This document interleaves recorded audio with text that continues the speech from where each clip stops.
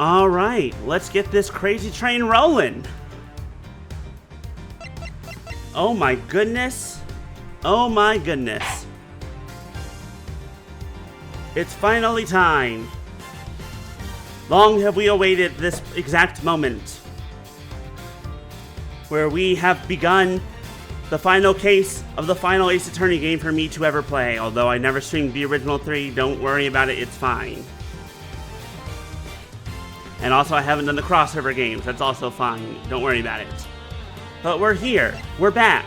It's time for episode 5 of Prosecutor's Gambit. I'm so curious as to what's going to happen in this episode, specifically because episode 4 felt like a good conclusion.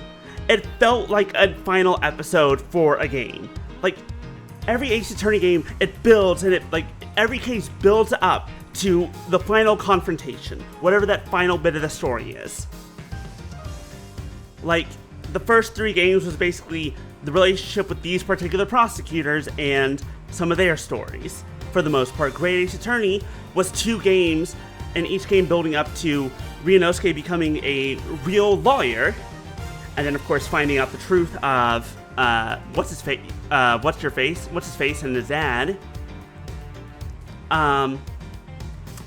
And then the Apollo Justice games were each like Apollo and Athena growing into their own, as well as, of course,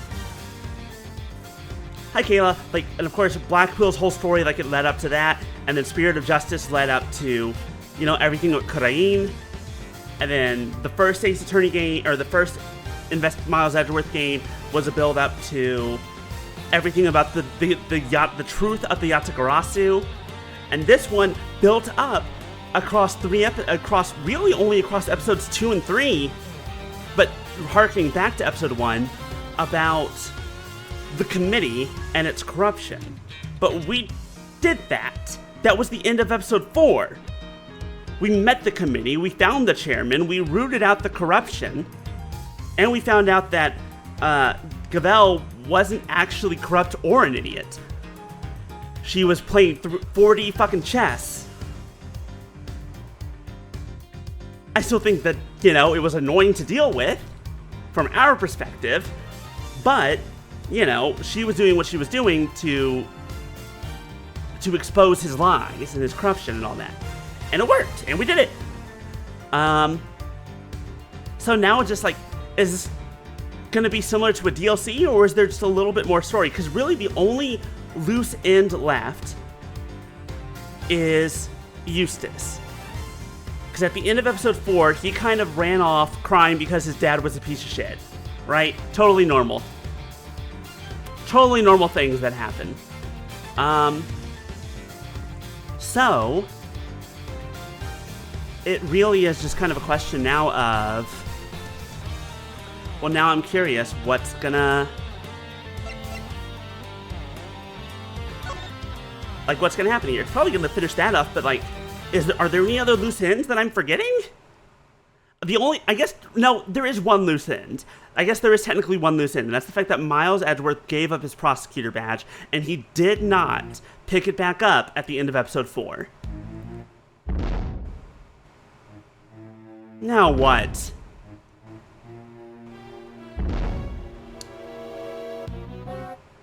Okay, the storeroom with all this shit that needs to not be here anymore. What the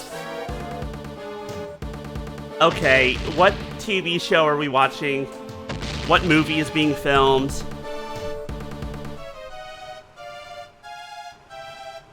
Oh right, and this guy. I forgot about this kid.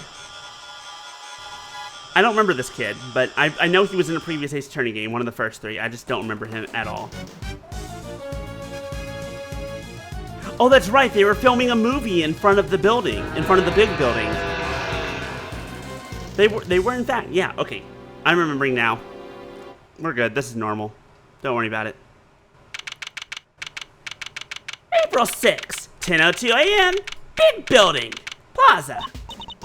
So, what's next for the great Miles Edgeworth, huh? Wait, you are serious about not being a prosecutor no more, ain't you? Yes, I am. No longer a prosecutor. It's hard to believe. And yet, I can't stop thinking about what Mr. the Killer said. Oh, that's right. There was also that loose end. Me either. Congratulations on another case solved. If I can't truly say it's been fully resolved, can you? This isn't over. We still don't know who the mysterious figure in the red raincoat at Gold Lake was. Or who really wrote that letter. That's right. Okay, I did forget there were a couple loose ends. It was just interesting to build up to that, and then it's like, nope, there's more. We've been dancing to somebody else's tune this whole time. But whose? Still can't let it go, huh? You're like a dog with a dang bone. Both of y'all are. Well, I got me some reporting to do, so I'll catch y'all some other time, I guess. Wow, you have a new story to chase already? You trying to patronize me, girl? You bet I got new stories. More than you can shake a stick at. A good reporter always has 3 or 4 leads bubbling away in your scoop pot. Somebody, please! Whoa, what now? Oh, it's this girl. Please, you have to help me. Do I know her? What's the matter? Something happened. There's a body. It looks like a monster might have... A monster? I'll be. Anybody else sell the sweet, sweet smell of a scoop soup? This way, hurry! Lot of heart, what the fuck was with that run? Hello? I don't think I've ever seen her run before. What's happened now? What's indeed? Suppose there's only one way to find out. Ding dong, ding dong. A body has been discovered! Big building, empty lot. 3 minutes later. Huh? These look like... Yep, footprints. That's right, here's photo gold! Footprints? How big would a creature have to be to leave prints like this? Actually, those are just for the shoot. The body's over here. Mr. Edgeworth, look! Wait, isn't it the president? Uh-oh. And Shilong Sha and his Lang. And isn't it the president of Zhang Fa? Uh-oh. Uh-oh. Oh, wait, that guy on the floor, that's... No. Huh. Tijun Wang, the president of Zhang Fa. It all comes back around. Hi, Lang, how you doing? Agent Lang! Mr. Prosecutor, how'd you get here so quick? Okay, first of all, not a prosecutor anymore as of an hour ago.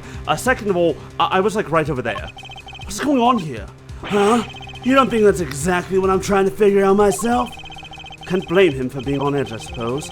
The leader of his country is dead. Speaking of which, the body is lying inside one of the footprints. What on earth happened to him?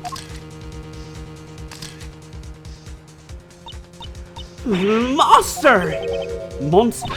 What the heck else you want me to say, huh? Them right there's monster prints, mister. That big old bad old Taurosaurus done stomped right through here. I have never been sure of nothing. Toru... what? And I suppose you mean you are sure? Oh, this right here's the scoop to scoop up all the other scoops and bury them 10 feet deep with a scoop. Man trampled by giant monster. Oh, they'll lead with that in every paper from here to Honolulu. Oh, this is the scoop of the century. They're gonna give me an extra scoop of ice cream down at the scoop shop. How ridiculous. There's no such thing as monsters. Wait. The honor is all mine, Mr. Edgeworth. I am Tijun Wang. Your efforts on behalf of Zhang Fa have not gone unnoticed. You averted something of a crisis. Oh, the assassin we've been looking for. Innocence, yes. A certain someone did indeed hire me to carry out a contract. And that contract did indeed specify that I was to assassinate President Wang. Did he finally manage to... You! Did you discover the body? Yes, that's, What are you doing, Agent Lang? Lang Z says... Begin at the beginning, with the first person to arrive at the scene. Well, did you really just discover the body? Why are we still doing this? Hold the phone! I thought we were done with this bullshit!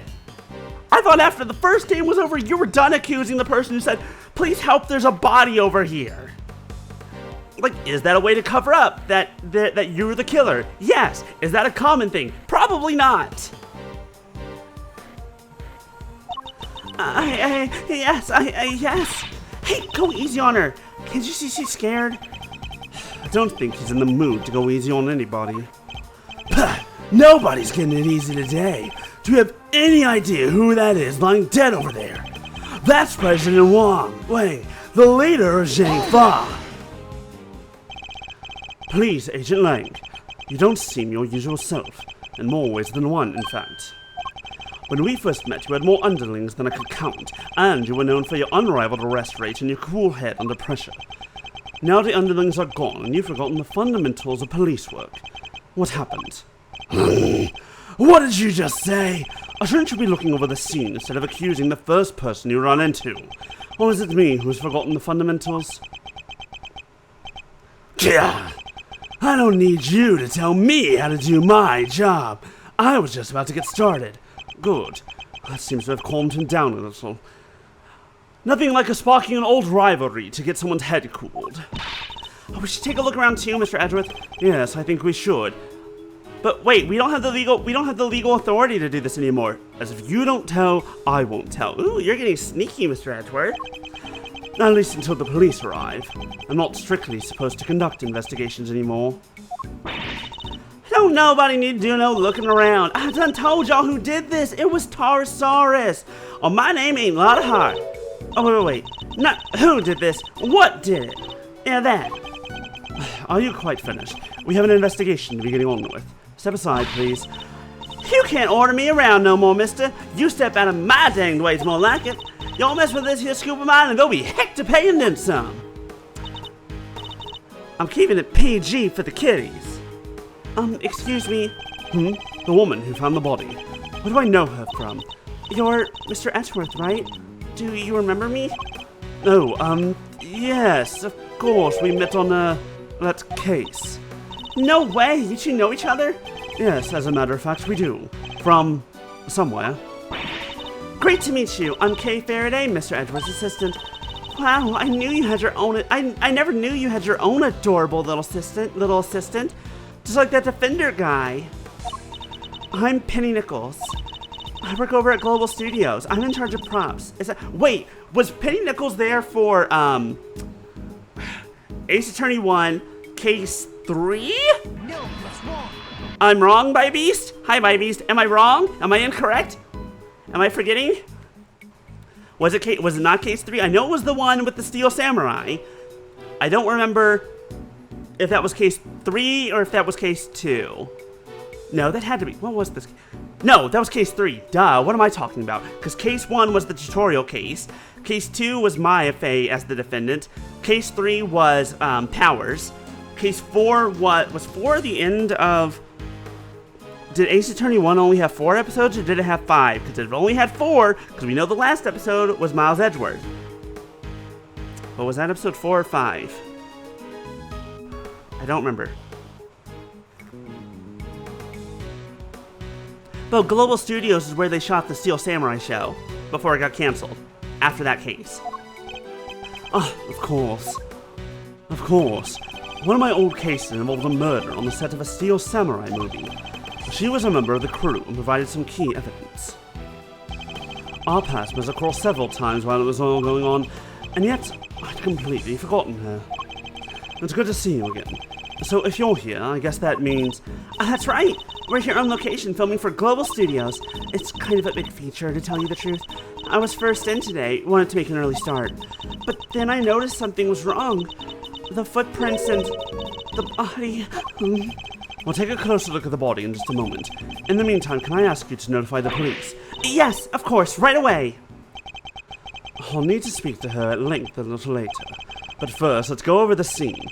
There's plenty to look at besides the body. I need to examine everything in detail. Begin investigation. Why do you always say that at the start of when we start something? Oh, I feel like it gets me in the mood. Oh, would you like to have the latter conversation? No? Good, because we can't. Looks like equipment used by the lighting department. Oh, wait! I just remembered there's something I wanted to ask you. Could you maybe light me up when I'm doing my next robbery? Help me look super cool? You want me to shine a light on you while you're committing a crime. You bet I do! What's so weird about that? What's the point in me doing my great thieving in the dark? The folks in the cheap seats won't be able to see a thing. Oh wait, you're imagining you'll be committing this robbery in front of an audience? This thing in front of the trailer here looks like a monster costume. What? That's a costume? You sure the creature that made these huge footprints didn't just shrink or something? Perhaps I didn't make myself clear. This thing in front of the trailer here, it looks like a monster costume. A costume! Do you understand me? Sorry, I got a little upset before. You were working here alone. That's right, I came before everybody else so I could get everything ready. But as soon as I walked through the gate, I saw the footprints. Monster prints first thing in the morning. That must have been a real shock. It was. They weren't there when I left yesterday evening, I'm sure of it. So the footprints must have appeared late last night. At first glance, I thought maybe they were part of the set. But then I got closer and I saw that somebody was lying in the middle of one of them. You didn't notice until you were right up close. Yeah, my eyesight just seems to be getting worse and worse lately. Mood. I think I need new glasses. What a mood.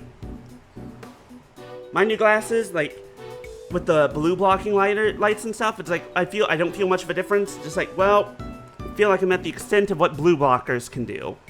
I didn't notice it was a body until I was right by it, which is why I got so shocked and ran away. That must be when we bumped into her. So you're shooting a movie? It wouldn't happen to be a Steel Samurai movie, would it? Nope. Oh, that's unfortunate. This one's a creature feature. You know, the Taurosaurus movies. You know the Taurosaurus movies, right? I'm afraid not.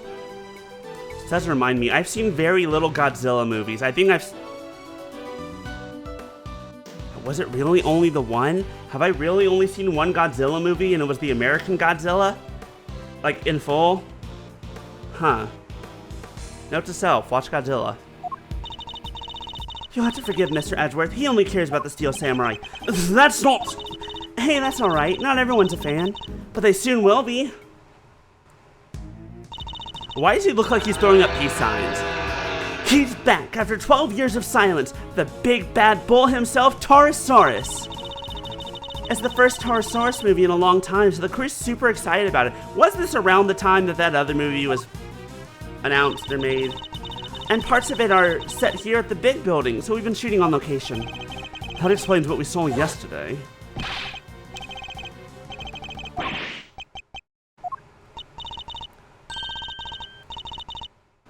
See, this is why you're supposed to have these things like blocked off so that people can't get past while you're doing a movie. That must be what they were filming. So does Taurosaurus smash the big building to pieces in the movie? I bet he does, right? Wouldn't you like to know? But you'll just have to wait to find out in the theater. Here, you can have this if you like. Taurosaurus versus Gordy. Oh, it's a Godzilla versus Kong. Oh, thank you. An epic rivalry is born. Taurosaurus versus Gordy. A Global Studios production. Wait, Gordy from Gourd Lake? What? Okay, once again, I know that's something from a previous Ace Attorney case, I just don't remember which one. That's right, it's not just the Taurosaurus on his own, it's not just Taurosaurus on his own this time around. He has an arch nemesis. You know Gordy, right? The monster from Gourd Lake? Oh yeah, wasn't everybody talking about that a couple years back? I remember this. I don't remember which episode this was. Wait, no! I do know this. This was... Hold on. Was this from the final episode of the first Ace Attorney with Miles Edgeworth? And that was actually evidence. And this picture was straight up evidence that we used in the case to save Miles Edgeworth. I don't remember what Gordy actually was. It might have been a balloon or some sort of statue. I think it was a statue, not a balloon. I got it! I'm the best!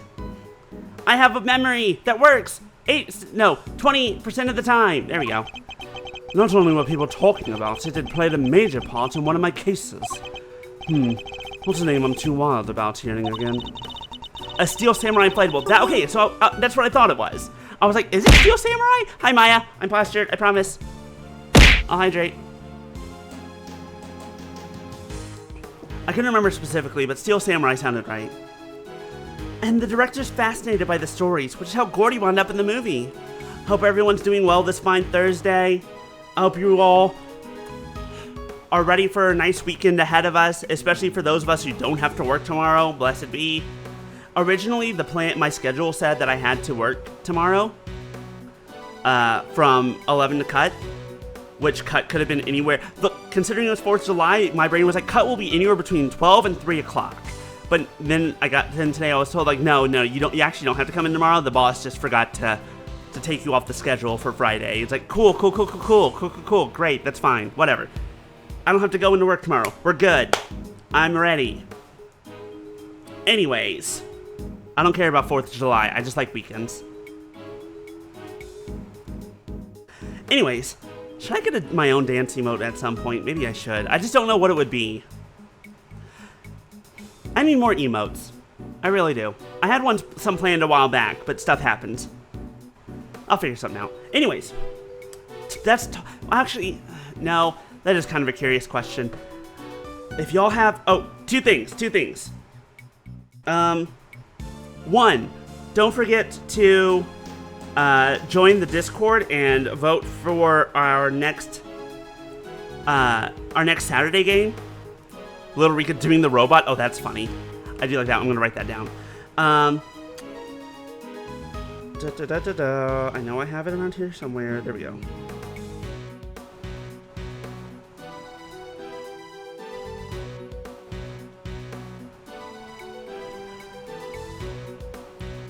Anyways, what was I saying? Yeah, vote for what game we are going to be playing on Saturdays now that we finished Digimon.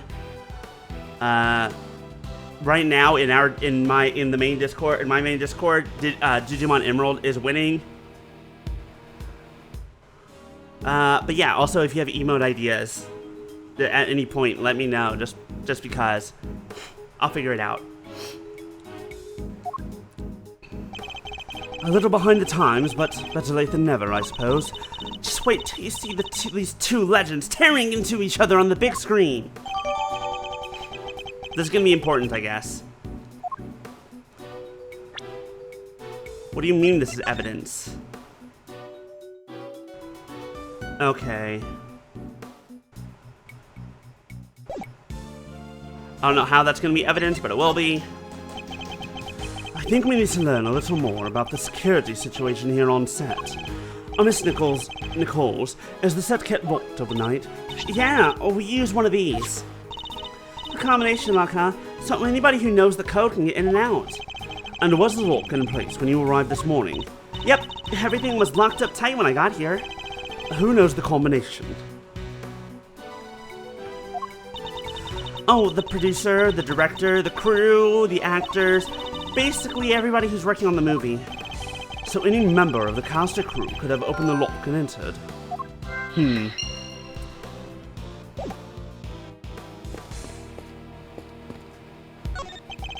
Miss Nichols, where does this exit lead? That? Oh, onto the grounds of the big building. It's another case with direct ties to that same building. The building with the hidden 51st floor used to store the lots for illicit auctions. I guess it wouldn't be much of a surprise if it turned out to be hiding yet more secrets. Yeah, I know, we just look at this chain and padlock. Oh, look at that! Somebody cut the chain! And they did! I'm sure it was still intact when I left yesterday. I'd say it's possible that this is where the killer entered from.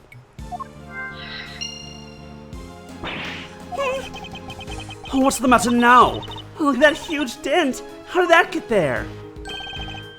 Oh wow, you're right. That is a big dent. It would have taken a sizable object to make it, and a heavy one too. That wasn't like that yesterday either. It wasn't? I guess that means the dent must have been made last night at some point.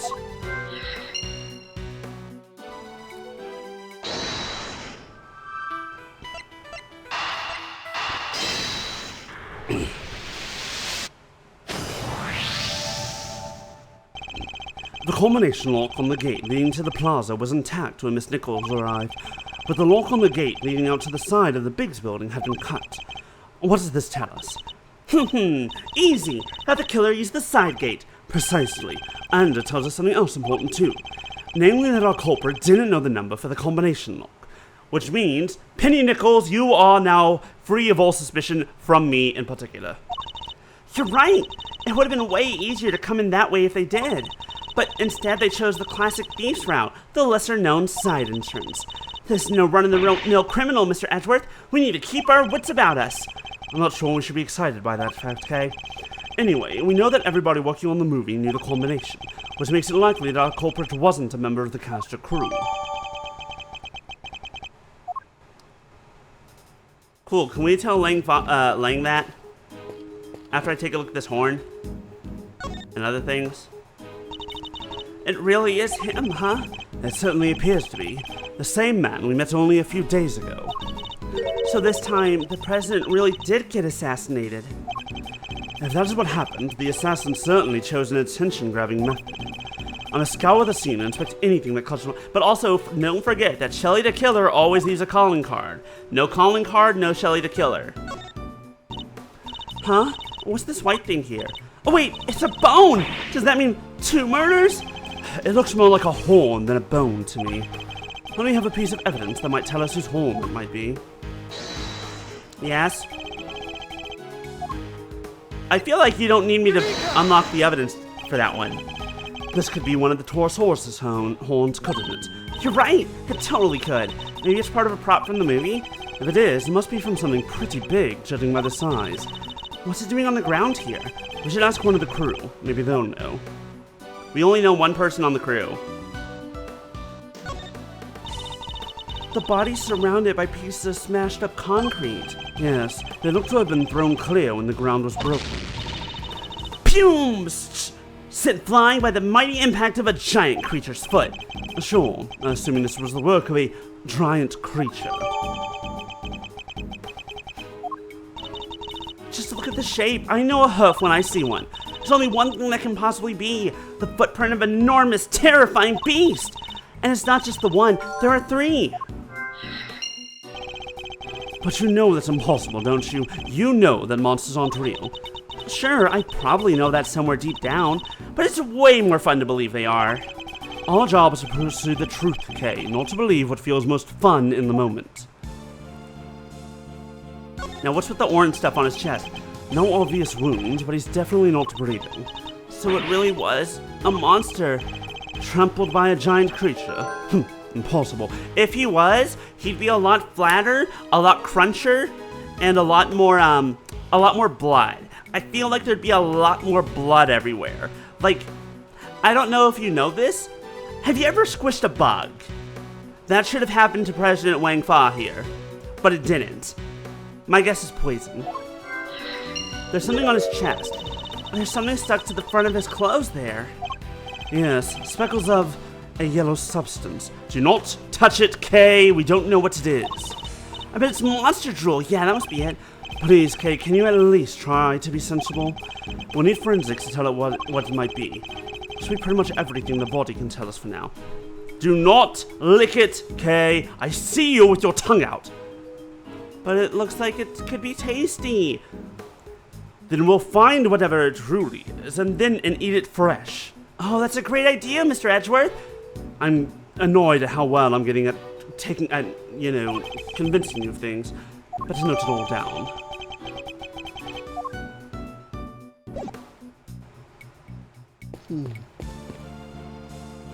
Lang? Now that you're calm down. So, Mr. Prosecutor, we meet again. Lick, lick, lick, lick, lick. You're now paralyzed. The Pokemon move. Anyways. Yes, we saw you at the detention center the other day, too. You had some business to take...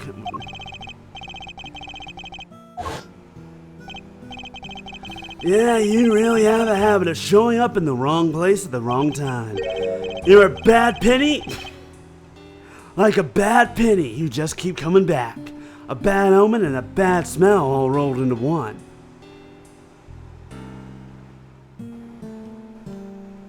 I have concerns I have concerns, Maya. What is this thing? What is this thing that is licking me?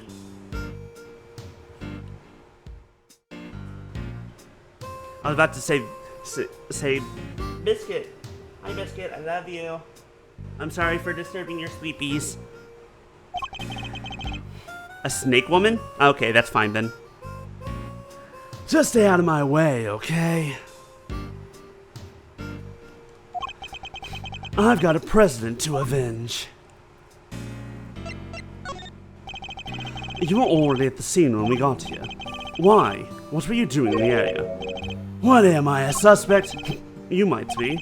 Look, I heard a scream and came running, okay? Guess it was our friend from the crew. Came in from that gate over there. Somebody already got rid of the lock for me. Not completely. I can still see it on the floor there. Perhaps I should take a closer look again, even though I already did that. When I got here, I saw Movie Girl running out of the other gate.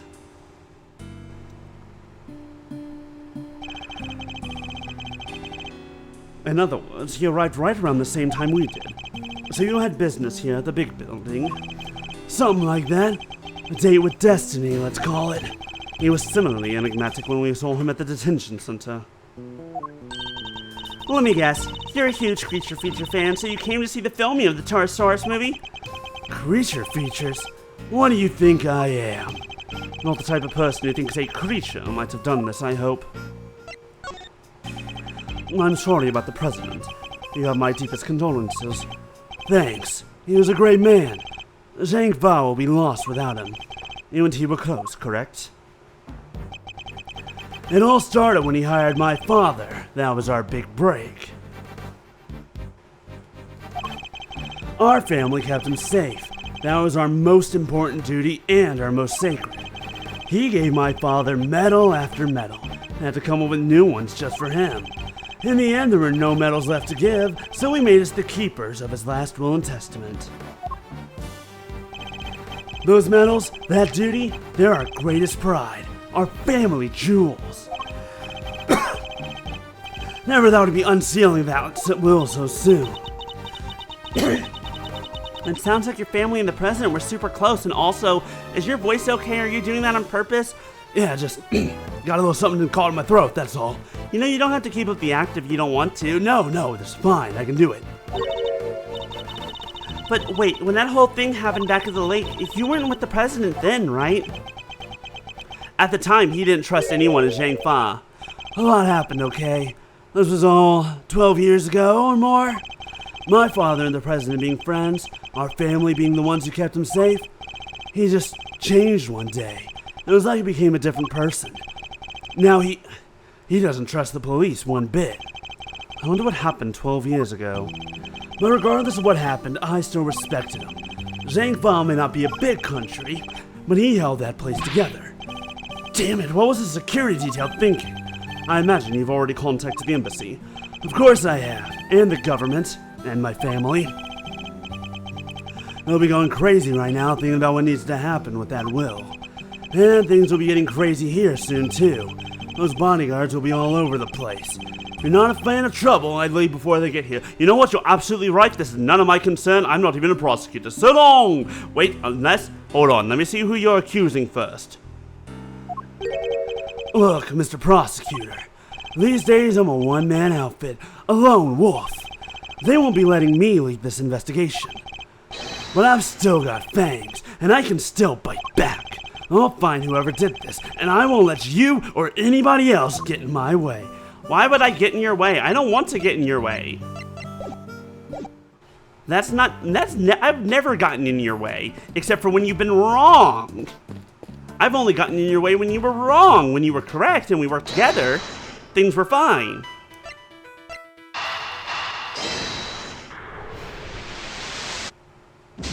Okay, well, you know, I thought that made sense.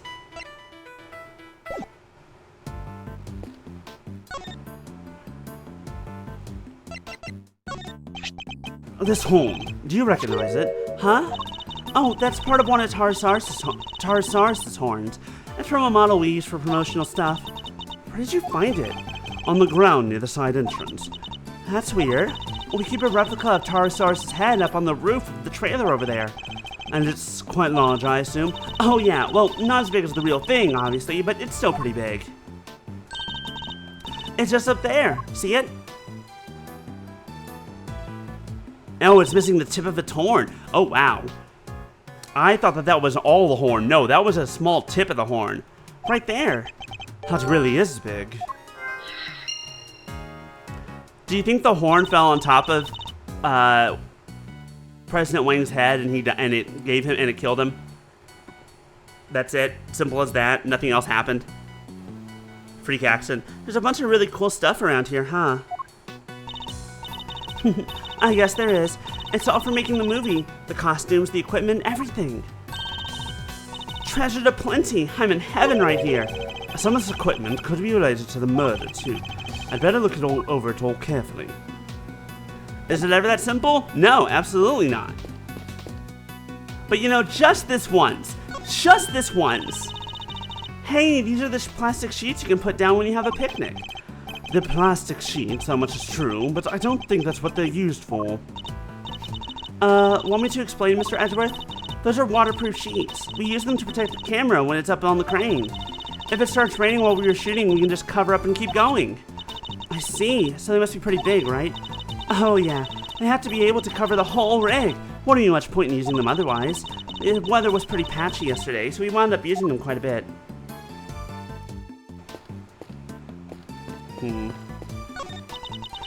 What's this big metal stick thing?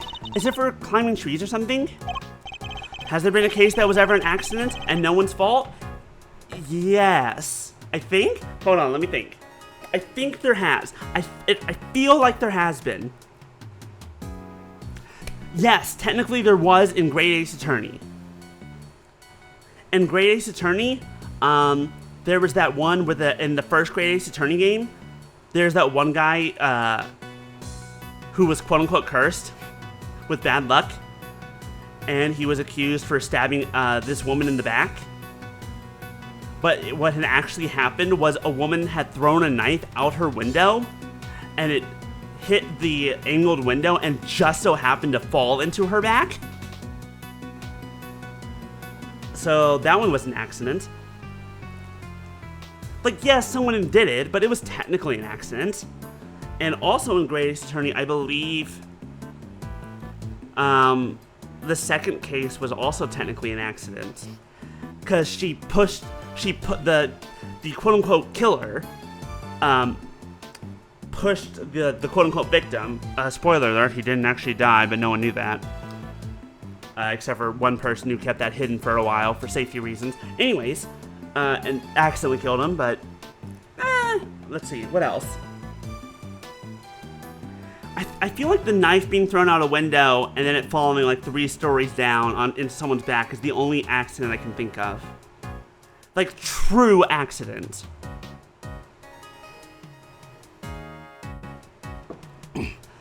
No, it's a camera crane.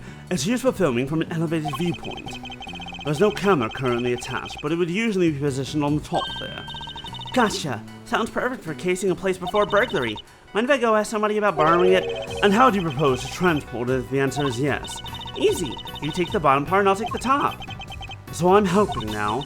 And if we go one little step at a time, we'll be back at your place before we know it. And we're walking it back to my house.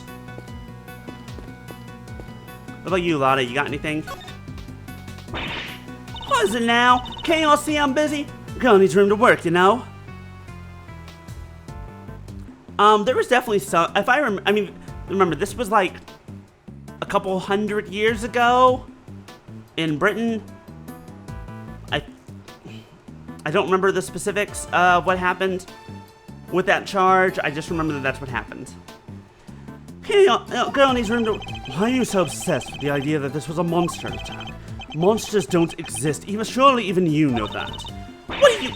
You don't know what the heck you're talking about. Taurosaurus is real, dang it. I know that for a fact. For a fact, And how is that possible exactly? Because I done seen him. What? You saw Taurosaurus? Where? How? Heck yeah, I seen him. Big bad bull himself, right there in front of me. I was up on 51 over at that big building just yesterday, right? Gathering materials for your story on the underground auction. Yes, remember. Well, ain't you just Mr. Memory Man? That's right. I done seen him when I took that photo. The person in the red raincoat. Miss Ringer, right? Yep. Y'all see the blonde right there next to little Miss Raincoat? Well, guess who was on the other side of that very moment? That's right, Taurosaurus. There's nothing there. Well, I can't really capture every dang thing. I was a little too far away, that's all. But I seen it all right, boy, did I. Taurosaurus' big ol' eyes staring right at me, peeking right in at the window. Wait, doesn't that mean that cow... Wait, yeah, the Taurosaurus is that cow plushie is actually Taurosaurus. So why did the president of Zhangfa have an interest in Taurosaurus? A window-picking monster. Anyhow, I don't get time to be shooting the breeze at y'all. I got staff to snap. Reportage to report. Quit bugging me, will ya? Go on, get it. That entire story was ridiculous. You didn't believe a word she said, did you, Mr. Edgeworth? Is it that obvious?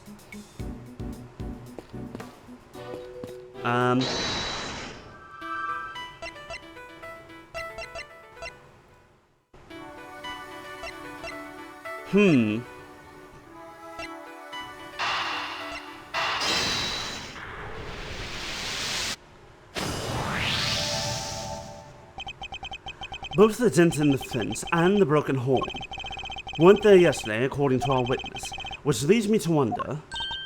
Wait, do you think that giant Taurosaurus head could have... I do. I think could well have rolled off the trailer roof and landed in the lot below.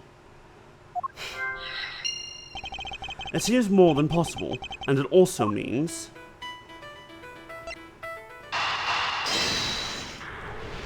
Taurus. There's no sign of a murder weapon anywhere. Oh yeah, there isn't. Now, this is still only a possibility. But if the Taurosaurus head somehow fell from the roof up there, yeah, that could kill somebody for sure. Miss Nichols, would you mind if we take a look up on the roof of the trailer? You want to go up there? Sure, I don't see why not. Knock yourselves out. Oh, but don't do that literally. These steps can be kind of slippery. Alright, I'm done here. I found out what I need to know for now. And what might that be, I wonder? Hey, it's the kid.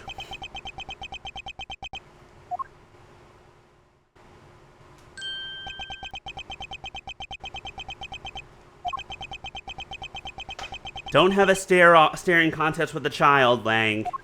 You're better than this. Angry-eyed though he is. Move, old man.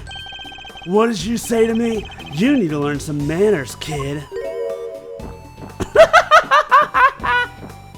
I love the milk chug. No, you need to learn when you're in the way. Quit whining and get out of here. What the? I'm so sorry about him. Sean, apologize to the nice man.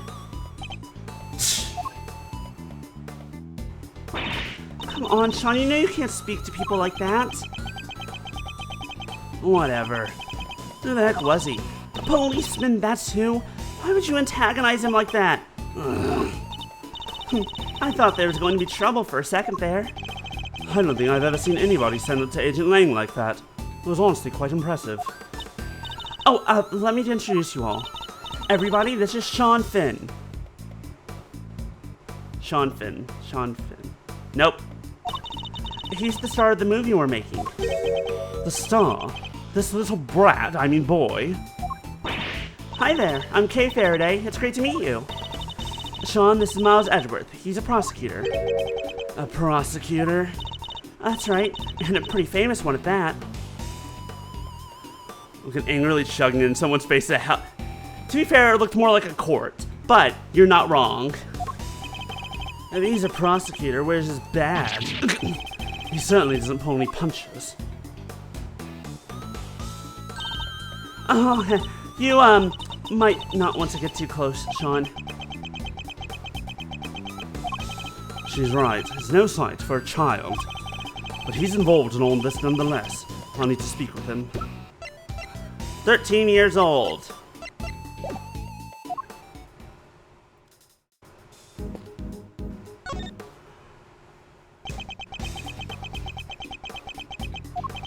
It was Sean, wasn't it? Do you mind if I ask you some questions? Are you really a prosecutor? You just look like an old guy to me. I am. Old guy? Charmed, I'm sure. Badge first, then we talk. I don't have my badge right now. And how do you expect people to believe you're a prosecutor? Phew, he's not the friendliest, huh? You want me to try talking to him? Why not? I doubt it can hurt. I never was good with children. So you're an actor, right, Sean? Yeah, so what? It's amazing! You're so cool. It's not that big of a deal. Cool-looking older girl. Kay's approach seemed to be having an effect. This is how you get it. This is how you get a lot of 13-year-old boys to help. So those horns of yours. Yeah, what about them? Oh, those? The makeup department made them. The character he plays has a special psychic link with Taurosaurus, and the horns allow him to communicate with his giant friend. Isn't that right, Sean? Just shut up, will ya? I don't need to know all that stuff. Oh, sorry. Well, the power dynamic here seems pretty obvious. Still, that's kind of amazing, huh? The lead character in a movie? While you're still in elementary school? That's crazy! Oh. He's actually just really short for his age. That's why the milk. Sean's actually 13. He just looks a little younger. What? But look at him, he's so little and cute, and the backpack, I just thought the backpack's part of his costume. He's playing a role, remember? Yeah, I guess he is, huh? But he is kind of small, you have to admit. Oh, we try not to talk about that too much in front of him. That seems rude. I said stop telling people stuff they don't need to know! Look, you are what we in the industry call a short king, okay? I'm sorry. So it's all parts of the role, except for the cotton and milk, maybe. The dead guy, that's the president, right? Yeah, you knew him? A little. I met him once. He's meeting with presidents now. That was a real piece of work.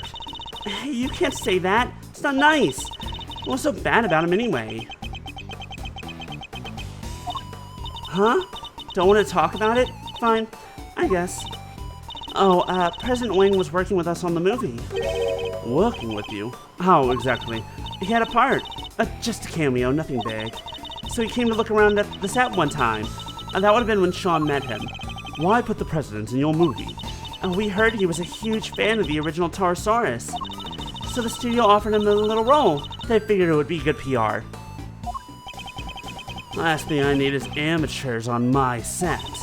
I told you before, Sean, you can't talk about people like that. And I told you to shut your mouth! I guess he's not too thrilled about the idea of performing alongside non-professionals. Everyone has to start somewhere. Oh, here. What's this? Oh, wait, from yesterday? A photograph. Yeah, I just got them printed. You can keep it if you want. Wow, it's such a great picture. And he brought it specially for me? Oh, that's so kind. Thank you. No, I just happened to have a spare. That's all. Oh, what a classic 13-year-old boy this is. Very classic. I'm too cool for you, but in my heart, I'm actually a really nice person. I just pretend to not have feelings. I hope you don't mind me asking, but can we take a look too? Wrong button. Oh, sure. Here. So it was taken yesterday. No footprints, and certainly no body.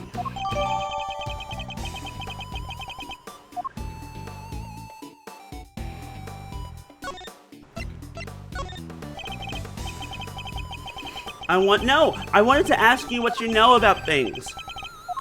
I want to ask what you know.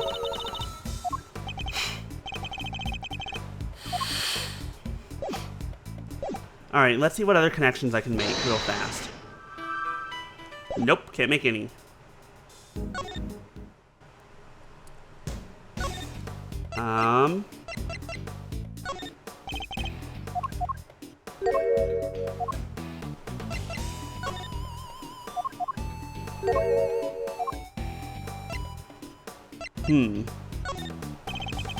Torosaurus is just a movie character. And he wind up involved in a murder. That's exactly what I'd like you to help us figure out. And give me a reason to, old man. I'm trying here, Sean. How about some delicious candy, huh? I bet you like that, wouldn't you? Seriously? Not 5 years old? Bah, the old candy gambit usually works like a charm. So near and yet so far. You weren't near at all. But everyone likes candy. Not when it sounds like you're patronizing them. Alright, I think we've got everything. Let me just do another quick run around. Looked at all this. Oh, right, the roof. Actually, would you mind coming up there with us? Oh, sure. After you. So this is the mighty Torosaurus. Huh? He looks different from before. Here, he's way cooler on the flyer. What's with the weird nose ring on this model? Oh, I forgot. You two aren't Torosaurus fans. This is the original Torosaurus design from 12 years back. Huh? So, what's the one on the flyer? That's the all-new Torosaurus. They gave him a makeover especially for the movie. He looks so much more contemporary now, don't you think? A makeover? He's totally different. This one's... it's just... a cow. A cow. Well, he is just a cow. Or at least he was originally based on a cow. He's a monstrosity. Monstrosity? Yeah, the cow, man's best friend, reimagined as a terrifying monster. I don't think I know anyone who calls a cow man's best friend. Actually, if I really tried, I bet I could find a few people who live on currently live or have lived on farms who would say that. It totally makes you think about our whole relationship with nature, right? That was the original concept. Pretty sure the original concept for Godzilla, which this is very much seems to be somewhat based on, was, you know, World War II and nuclear bombs. I think the concept might be a little lost on me. Me too, I'm afraid. I'm a scout with a scene, though. The model was made for promotional events, stuff like that. So people would remember the old Torosaurus and realize this was a reboot. Yeah, he does look different. People might not get it otherwise. And just as we thought, his horn is broken. So the model really is what killed the president? I think it's a distinct possibility, but there's one thing I don't quite understand. What's that? Miss Nichols, the model looks very heavy. How do you move it around? Oh, it comes apart.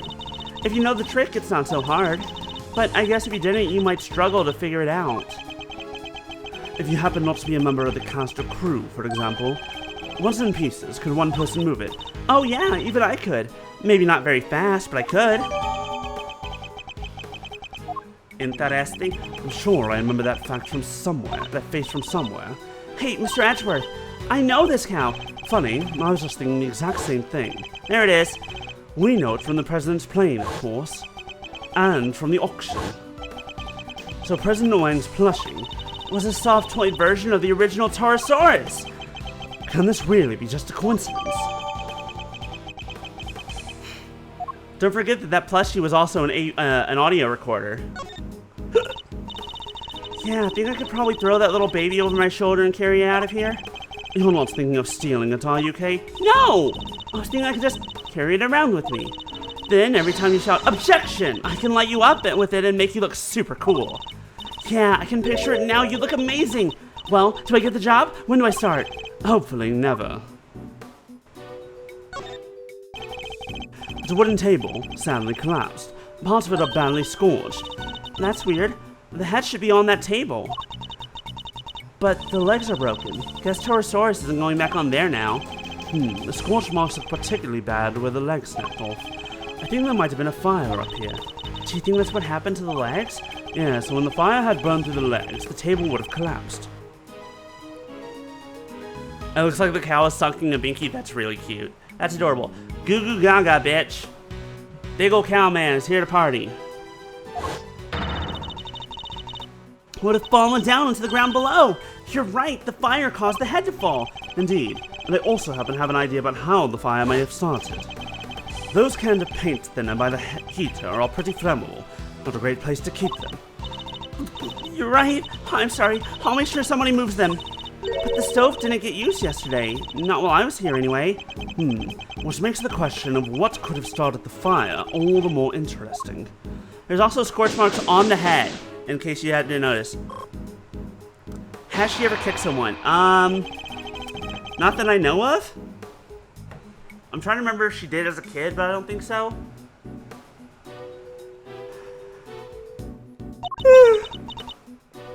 So he was killed by a falling Torosaurus head.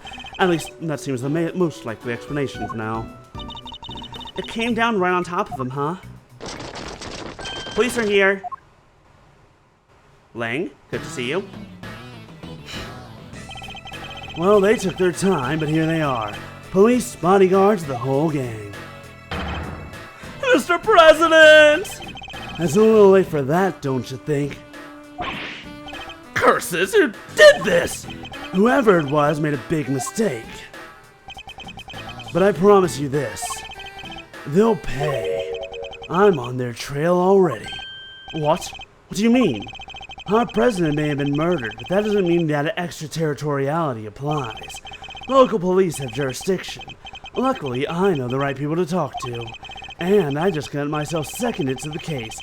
Lowly one-man outfit or not, I'll be working this one. It sounds like you already have an idea of where you'd like to focus your inquiries. More than that, I've already caught scent of my prey. Take a look at this. There's a printout from a security camera on the viewing platform at the top of the big building. Oh no. Oh no. Oh no. Don't do it. Please don't do it.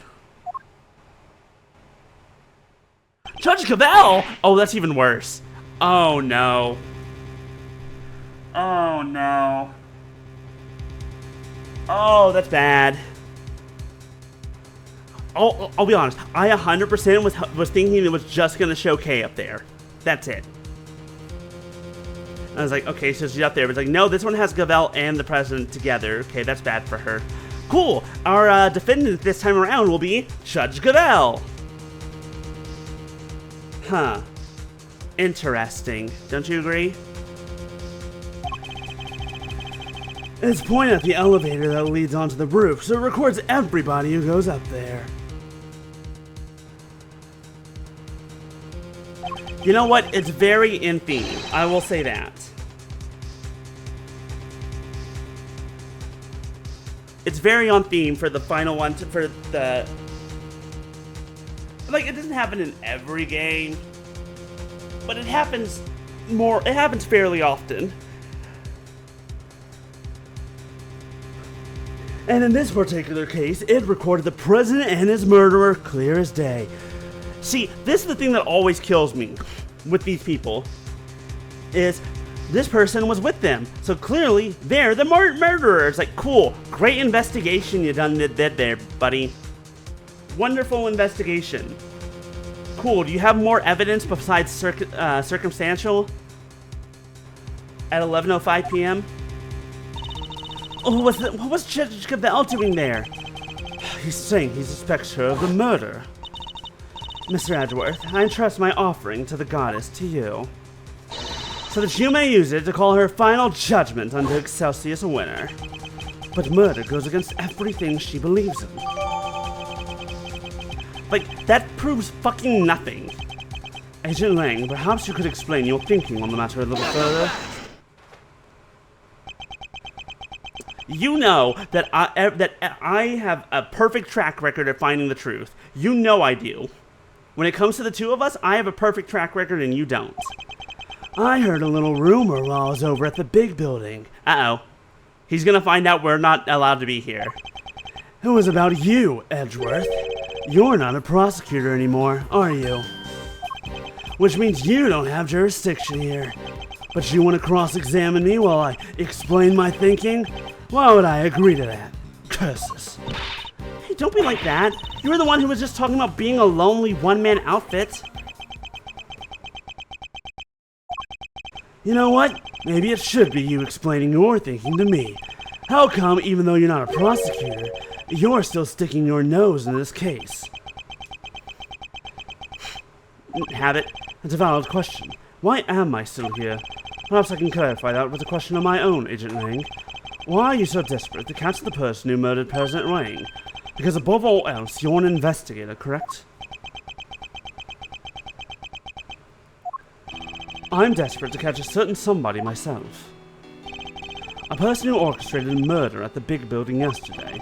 A person who put Kay's freedom in jeopardy. Who put her in grave danger. That person is out there somewhere right now, lurking in the shadows, laughing.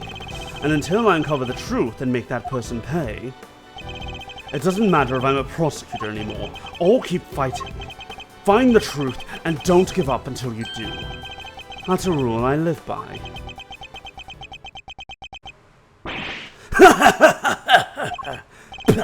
You may have the look of a smart guy, but you're a fool just like the rest of us. Well, at least you're putting yourself in that category too. A fool? How dare you? That was just what I needed to hear. Fine, you're in. I've lost my minions, and you've lost your fancy title. But it seems neither of us is prepared to give up on this investigation. Now, seeing as we're both so stubborn, how about we go head-to-head and thrash out the details? Okay, actually, immediately, Lang, I love you again. Like, all of Ace Attorney Investigations 1, you were a thorn in my side. You were a piece of shit. You were annoying. But right now, we're like, hey, let's purposely be on opposite sides of this, so because we have different opinions and we're different people and we think through things differently, so we can hash this out. I'm like, hell yeah, that's how it should be done. Let's fucking go.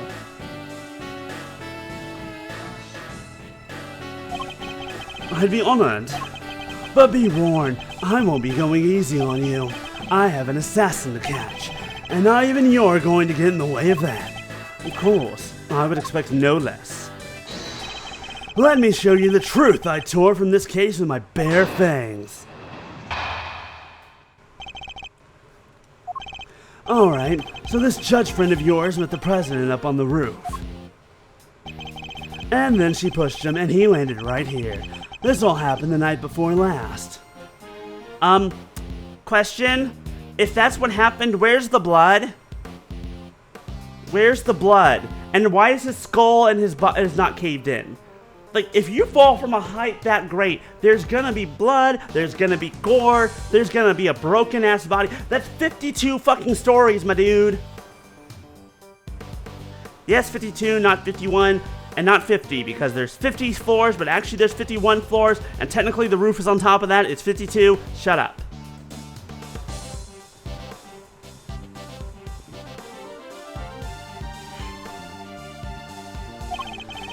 The people had all been cleared from the viewing platform, so it was just the two of them up there. And that pretty much sums it up. No doubt about it, she killed the president. Wow, that's... They were there completely alone. No bodyguards? None. I checked. His security detail had no idea he even went up there. He must have gone in secret. Maybe it was a conversation they didn't want anybody to hear. But what kind of conversation? How were the two of them even connected? Seems the president spoke to the owner of the building ahead of time. He had him set aside the viewing platform just for the two of them. And it was the president asking. I guess the guy wasn't about to refuse. So the last person to see the president alive really could have been... Yep. Gavel. Did you say her name was? Her. His argument certainly isn't completely without merit, but it's also missing a lot of key evidence. I noticed at least one glaring hole in his reasoning. After all, I need to focus my counterattack. I have so many questions, my dude. Judge Friend met the president up on the roof. We know that. That's true. Then she pushed him, and he landed here. And also you said the night before last? People were here the night before last? How can he be so sure of that? Pah! If you're not sure, take another look. Take as many as you need. This picture is from the camera up on the viewing platform, like I said. And the camera doesn't lie. That's from 2 nights ago. Objection! You have a picture of them both entering the rooftop area, but nothing from after that point, I assume? No, there's only one camera and it's pointing at the elevator. You can't see the viewing platform itself.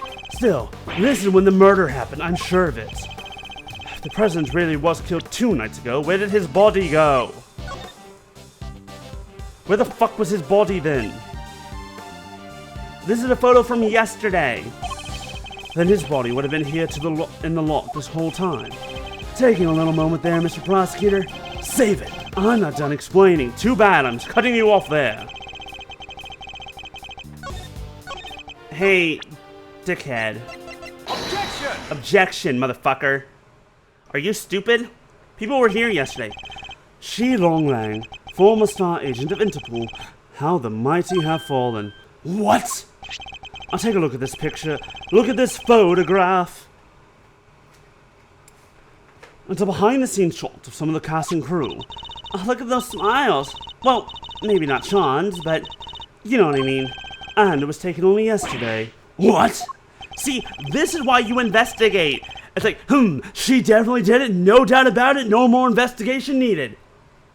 Did you talk to this person? No. Did you talk to this person? No. I hate you. If Judge Gavel really did kill President Wang the night before last, the body would have been clearly visible in the background of this picture. Perhaps you should have taken a little more time to speak with those involved. After all, thorough witness interviews form the basis of any good investigation, as you should know. Huh, I don't think I've ever seen you so happy, Mr. Edgeworth. You really do love backing your opponent into a corner, huh? Bah, fine, you got me. I must say it's been a while. I almost missed it. Perhaps if you tried to stay a little calmer while conducting your investigations in the future. Don't push your luck, Edgeworth. Lang Zi says, the righteous anger of a wolf lasts 100 years. I won't be calming down anytime soon. Not until we've caught the president's killers. I want the same thing. We all do. Nonetheless, the body appeared last night. You have to accept that now. And there's one other thing you'll need to accept. The president didn't die from a fall. That's right! He was crushed by the falling head of a giant monster. The incident occurred here on the movie set, not at the top of the big one. Says you, but that's just your theory. I'm not about to give up my own just because of it. Ha! That's just your theory. You can't prove it. Yours is just a theory. You can't prove it. When did my VTuber break? It didn't. We're good. It was just frozen for a moment. I don't care if he's got that dog in him. I'm gonna smack it out of him. You don't need it. You're not using it properly. Give me the puppy. But it literally can't have happened the night before last. We just proved that with this picture. Did you? What if your friend Gavel pushed the person off of the big building the night before last, and then came down here to the movie set and hid the body somewhere? Here, but where? But once again, the chain was cut last night. There's all kinds of stuff down here. Costumes, equipment, you can hide it anywhere. And then come back a day later, last night in other words, and take it out again. Okay, other question. Blood.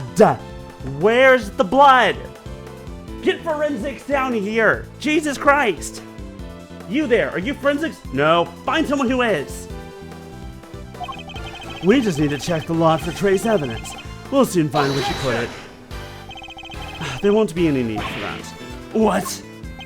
This piece of evidence proves that Judge Gavel can't have hidden the body. Take that! Both entrances to this lot were locked, and we already know that the chain on the side gate was cut only last night. Judge Gavel had no way of getting in here to hide the body the night before last. But the murder has to have happened 2 nights ago. Why are you so set on believing that? Because, if you remember, that picture was a printout from a video, and there was more. There's footage from a few dozen minutes after your friend went up on the roof with the president. Shows her heading back into the elevator, alone.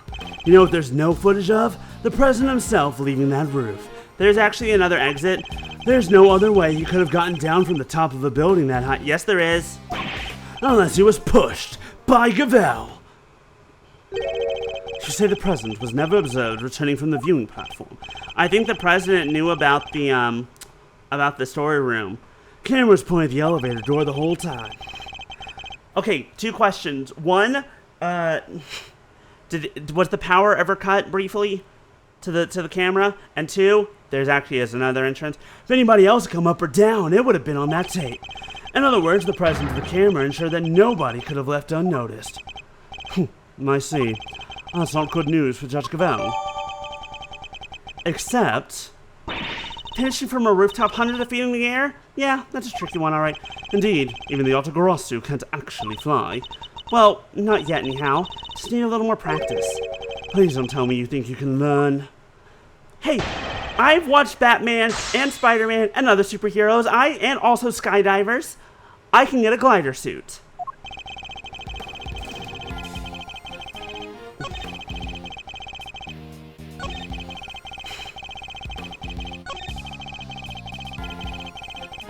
Hold it! And what if there was another way he could have gotten down? He was 50 stories up. Don't be ridiculous. The elevator was the only way down. It's that simple. If you want to take my theory apart, you'll need some sharper tools than this. Would there really been no other way of leaving the viewing platform? Do we have the evidence? Do I have the evidence to prove it? Oh, there it is. We do have the evidence. Okay, just making sure. There's no other way the president came to be lying here. Alright, hold on. Nope, I'm sorry, I have evidence. Objection! This is something you don't know. But also, I don't understand what... Actually, there was another way. Apart from the elevator, what do you mean? You're not about to tell me he flew. He didn't need to. It was much simpler than that. Assuming the president knew what we know, of course, namely that the big building has a hidden 51st floor. What? Well, that's right, a hidden floor, with a hidden entrance on the rooftop. If he left that way, he wouldn't have needed to ride the elevator. What? What? But you said it was hidden, right? That it was a secret? How would the president even know about it? It's an interesting question, and one I don't have an answer to just yet. For now, this is just a theory. So what are we talking about exactly? What is this hidden floor of yours? Sounds like the kind of place your little ninja friend would happily spend time in. No, I hate it there. Don't make me go back. Unfortunately, Kay's memories of it are far from happy. There's a secret storeroom up there where they kept the lots for an underground auction. The whole sordid scheme was uncovered just yesterday. An underground auction? What the heck are you trying to say? That President Wang was involved somehow? I don't have any proof, but I certainly think it's a possibility. Yeah, based on what we've seen of him, he totally seems the type. How rude! He'd never do that. Not the president. Illegal underground auctions? No! He'd have nothing to do with it. Nothing! What's gotten into him? I hope you two are feeling lucky, because when people start saying stuff like that, I start biting. She ran away. You know nothing. Neither of you. You have no idea how much the people love him, how well respected he is. Is that really true? I remember when we talked to him, he wasn't exactly in highest spirits.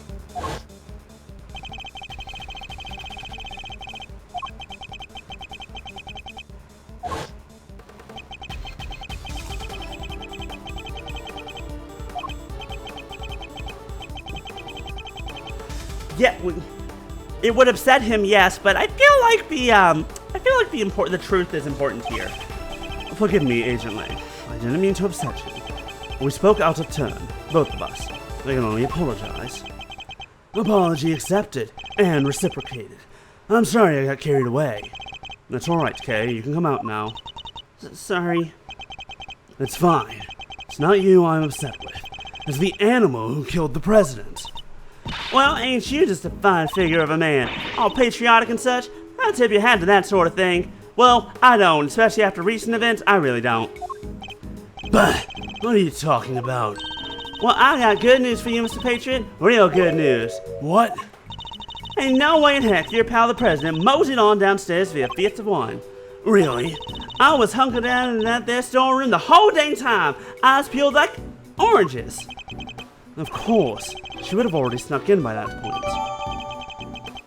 Oh, didn't she? Wasn't she also asleep for a time? Thanks. That's very useful to know. Well, Mr. Prosecutor, ex-prosecutor. What? Guess my theory still stands, which means I'm not budging an inch. Nobody saw the president after he met with Gavel 2 nights ago.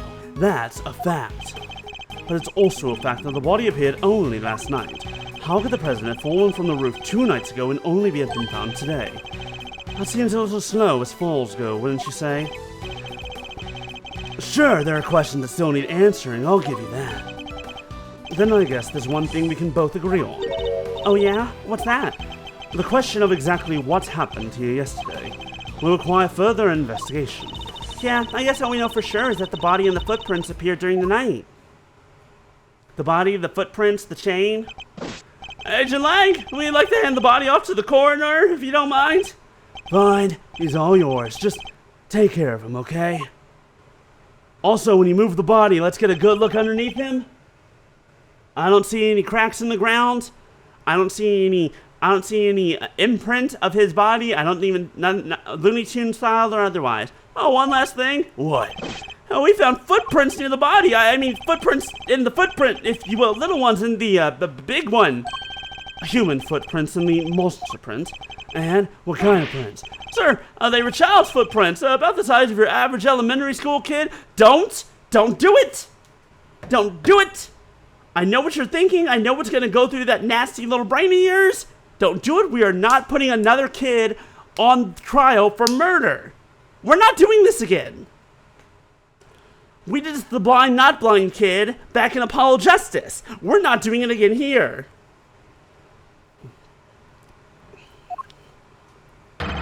What? Huh? Elementary school? No, it couldn't be. What now? Miss Nichols? Oh, I didn't mean to butt in. Sorry.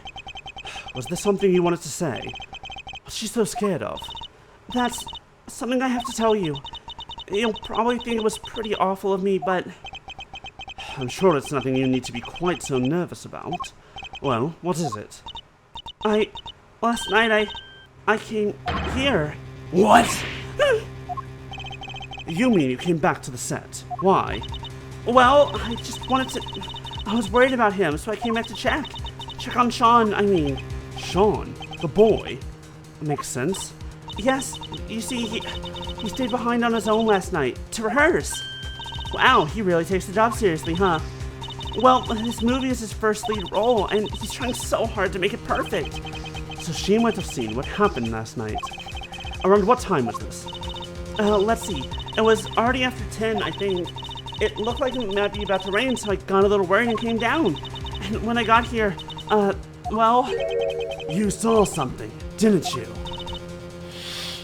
Yes. Sean was there on his own, running his lines. And towering above him there was this long, like really, really long neck. Neck? Yes, it was skin like an enormous worm. You mean this one? It was like a dinosaur. Woo-wee! Hey, you mean, oh, it must be Gordy. Good old Gordy. You done gave me the slip last time, you slimy old lizard, but I got you now. What? Now Gordy's involved too? Yeah, I think he might be. I was as surprised as you are. Although, I guess Sean was practicing being a kid who communicated with monsters. Hot dang, you're right. He could have been communicating for real with them little horn doohickeys of his. Right, but it seemed more like he was kind of looking up and talking right to him. Okay, I know what that is. 100% I know what that is. He's practicing his lines and his eye line. Because when you're working with, well, with CG, you have to get that eye line right all the time, but also puppets, I guess. But anyways, 100% what that is that's the camera. That's the camera arm with the plastic sheets over it to make it look more monster-like. It's like they were friends. It was pretty weird, right? Dang tootin', it's weird. Wearing a mustache on a mule. How could it cheat on his best monster pal like that? I fear movies and reality might be getting a little mixed up here. And you're absolutely certain that's what you saw? Oh, yes, but only for a moment. I was so shocked I just turned and ran. How about that, Mr. Prosecutor? Another mysterious beast to contend with. Don't tell me you believe this nonsense, Agent Lang. The monster angle's neither here nor there, but I think we have a pretty good idea now who we need to speak to next. Young Mr. Finn. If he really was here last night, then there's a good chance he saw something. My thoughts exactly. Prosecution calls Sean Finn to the stand. Sean ran off just a moment ago. What? We need to go after him. April 6th, 10:54 a.m., big building. We've been investigating for all of 50 minutes.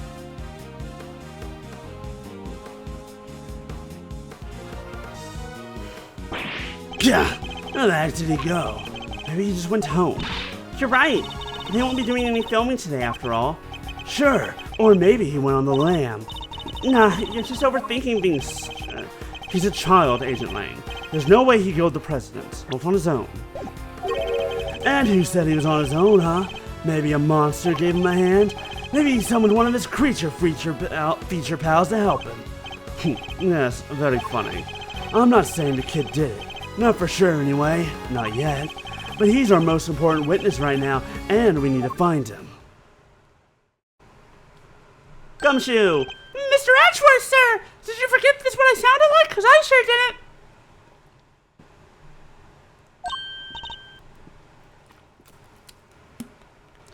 Hey, it's Gummy!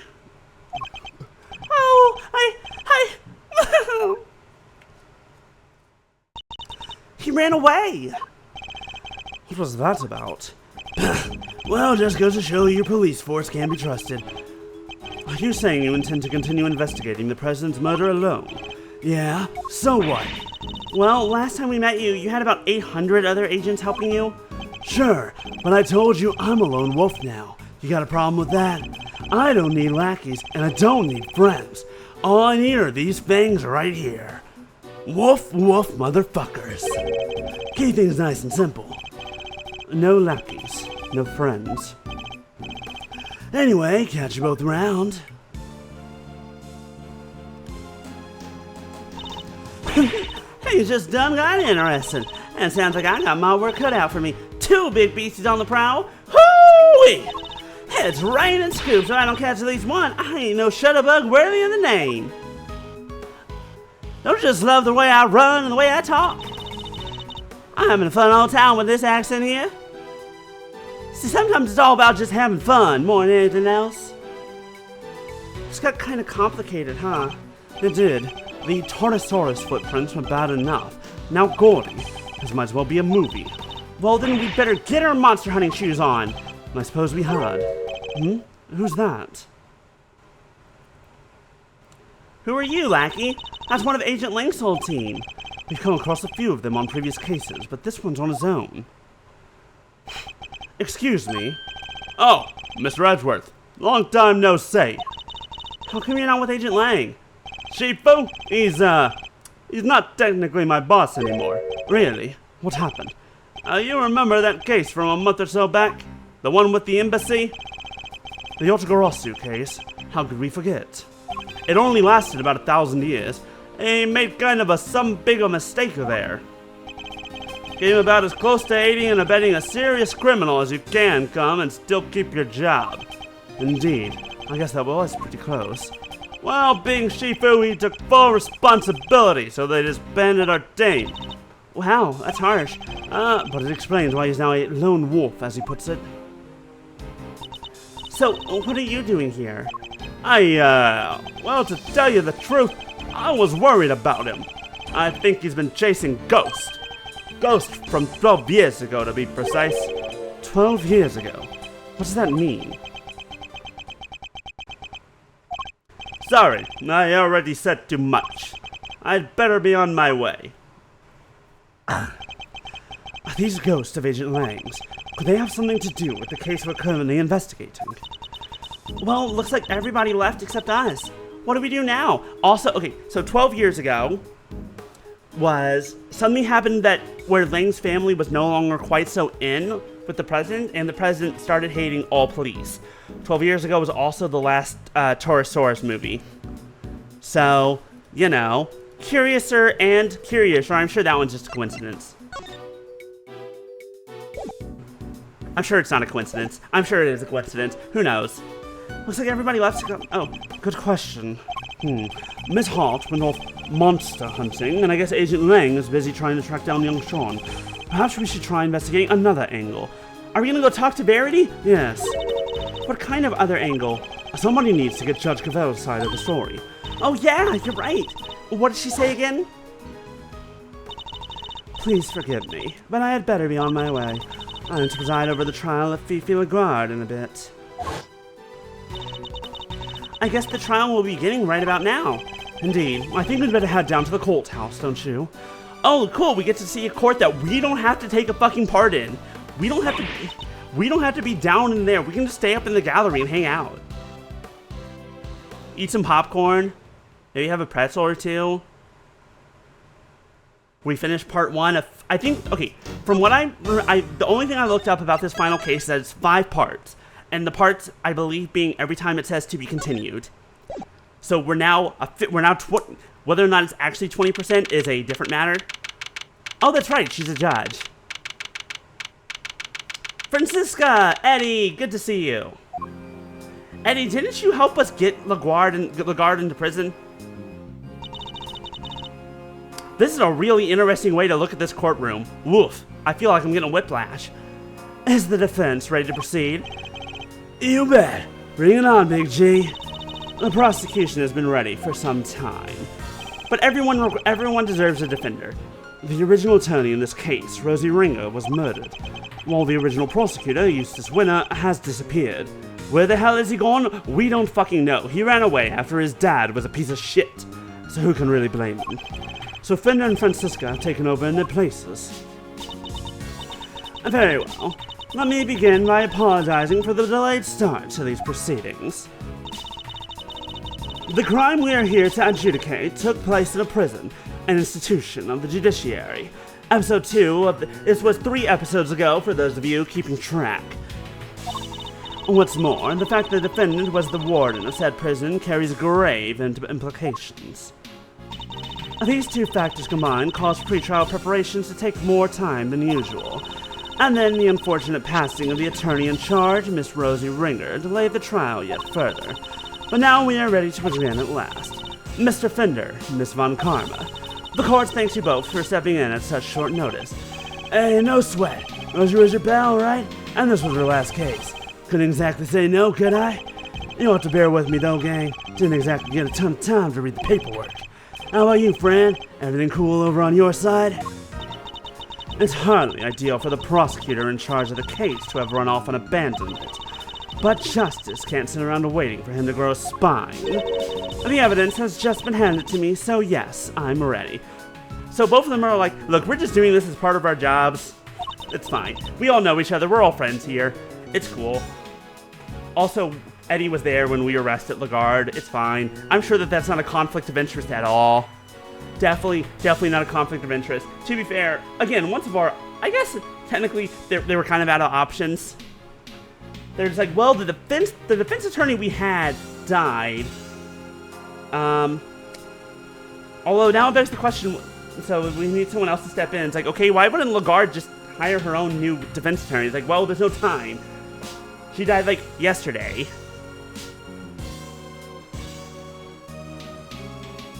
And or last night. So like this morning we found out she was dead. So, you know, we really didn't have time and Eddie was here. Very well. Bring the accused, Miss Fifi Lagarde, to the stand. Does she still have her fox coat on? She does. Lagarde, good to see you again. Or more precisely, it's good to see your foxes again. I invite the prosecution to make its opening statement. Alright. The accused was... Let me stop you right there, darling. What is it, Miss Lagarde? Oh, I was just wondering if you could tell me something. That something being why on earth I'm here. Perhaps the opening statements will clarify that for you. But will they, dear? Really? Fine. Carry on if you must. You know why you're here. Hold on. You got arrested. You know why you're here. We arrested you. We were there. We said that you did the thing. You admitted to it.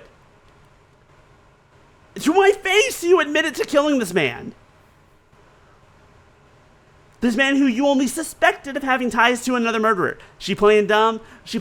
Everyone here knows about this. The only one that wasn't there at the time was Francisca. And she's the prosecutor. Well, actually, that's kind of bad, but that's fine. It's honestly fine. Everyone else was there. Everyone else heard her confession. Moving on. I fully intend to, if you can stay quiet for one moment. The murder in question happened at the prison where Miss Lagarde worked as a warden. The victim, one Bronco Knight, was being held in the detention center. But the prosecution's case will show that Miss Lagarde took him from the holding cells and murdered him. And she did so with this Huh? Is something the matter, Miss Von Karma? How can I... No, the evidence! What gives, Fran? Everything okay? The murder weapon. It's not here! And neither is bodice armor Carnus's chisel. What? Say it ain't so! The evidence is gone. Shit. Silence! Silence! Miss Von Karma, explain yourself. I wish I could, Your Honor. No murder weapon, What exactly are we all doing here? Really, darling, you shouldn't volunteer to prosecute a case if you can't even keep the evidence safe. I can only work with what the previous prosecutor gave me. Little boy winner strikes again. Hey, gee, what is it, Mr. Fender? Guess we know where this is going, huh? Let's kick this one down the road a little further, shall we? This court hereby denies the defense's request. Well, don't be like that. What's the dealio? She's absolutely right. Of course, we simply can't have any more delays. It's already been 3 days. And if a trial is not complete in 3 days, well, you know what happens. Let's get on and show everybody how wonderfully innocent I am, shall we? Objection! Innocent? I'll thank you to take this seriously. Oh, but I am, darling, and you don't have any evidence. You just settle yourself. In the courtroom, evidence is everything. Haven't I heard that somewhere before? And without any, you can't charge me with anything. Isn't that right, Verity, darling?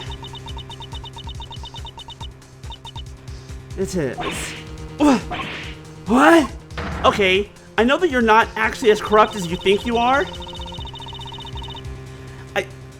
I don't think that you... Like, all the cover-up stuff I could easily blame on Excelsius Winter, but now he or she is still covering up. I was like, excuse me? I thought we were past this point? I thought me and you were cool? I thought we had this shit figured out. As such, this court hereby declares the accused, Fifi Lagarde, not guilty. Whoa, hold the phone there, Hasty Pants. You can't go dropping a verdict just like that. Forgive me, but why is the defense objecting to its client being acquitted? Don't be cute, kiddo.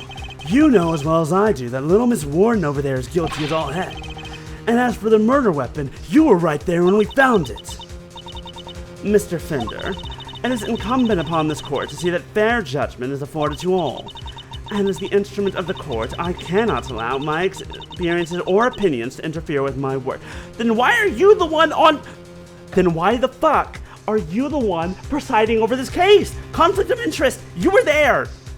You should not be able to preside over any case that you helped investigate. That's not how you're supposed to be an impartial third party.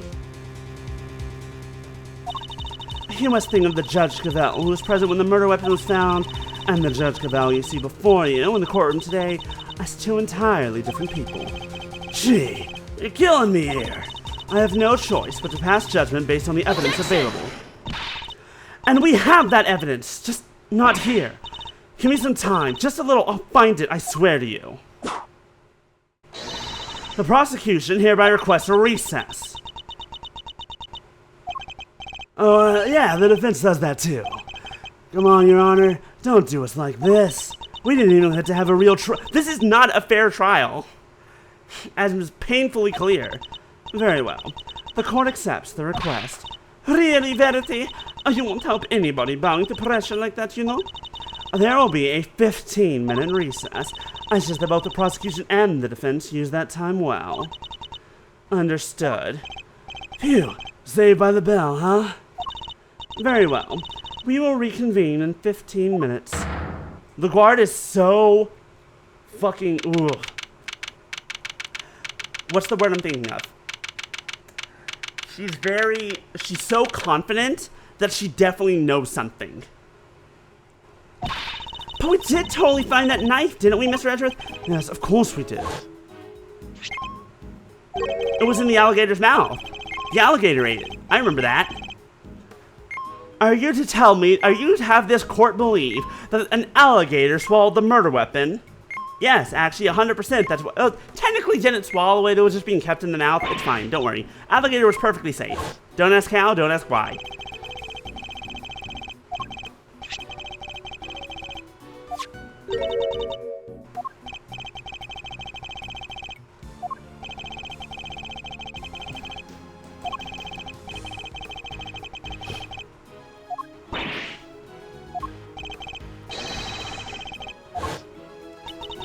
So did somebody steal it or what? Mr. Edgeworth! Mr. Edgeworth! Oh hey, Simeon! And what's your name? I don't remember, I'm so sorry. Miss Barry, Mr. Saint, are you here to watch a trial? Yeah, we heard there's going to be a real fun show. Do you know where we need to go? It's the trial for the case I was nearly convicted for. Should be starting any minute now. Well, you were late because of practice, but it's somewhere around here, right? Simeon, there's kind of a problem. They lost some evidence, the knife and the chisel. So they called a recess and kicked us all out of the courtroom. What? No, they can't. They're not going to arrest you again, are they? Don't say that. No. Gee, I forgot how easy it was to upset you. Huh? How dare he embarrass me like that? Oh, Francisca, who are you whipping in there, Francisca? Speaking of easy to upset. Oh, no one. Francina, Frienderella, chill, okay, just chill. Come on, put the whip away, that's it. That idiot of a so-called prosecutor. I'll find him, and I'll make him eat whip for breakfast, lunch, and dinner. Master, you gotta calm her down, kid's gone cuckoo. I guess I'd better at least try. Can we help? Oh, it's you. Good morning, Mr. Ex-Prosecutor. Francisca? You shouldn't be here, you know. You're not in the right line of work anymore. You should be at home planning whatever it is you mean to do with the rest of your life. What are you going to do, Francisca? You only have 15 minutes. Don't you think I know that? And with that infuriatingly reasonable look off your face. You're like a news anchor calmly reading the news or something. And it's utterly exasperating.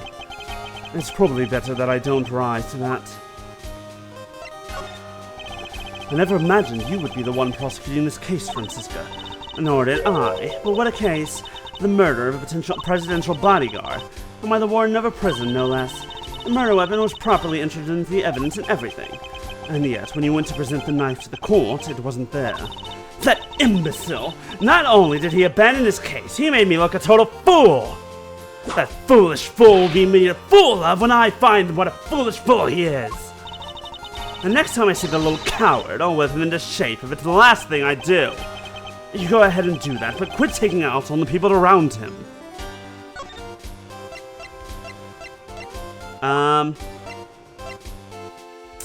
Shoot, I don't have anything to help her.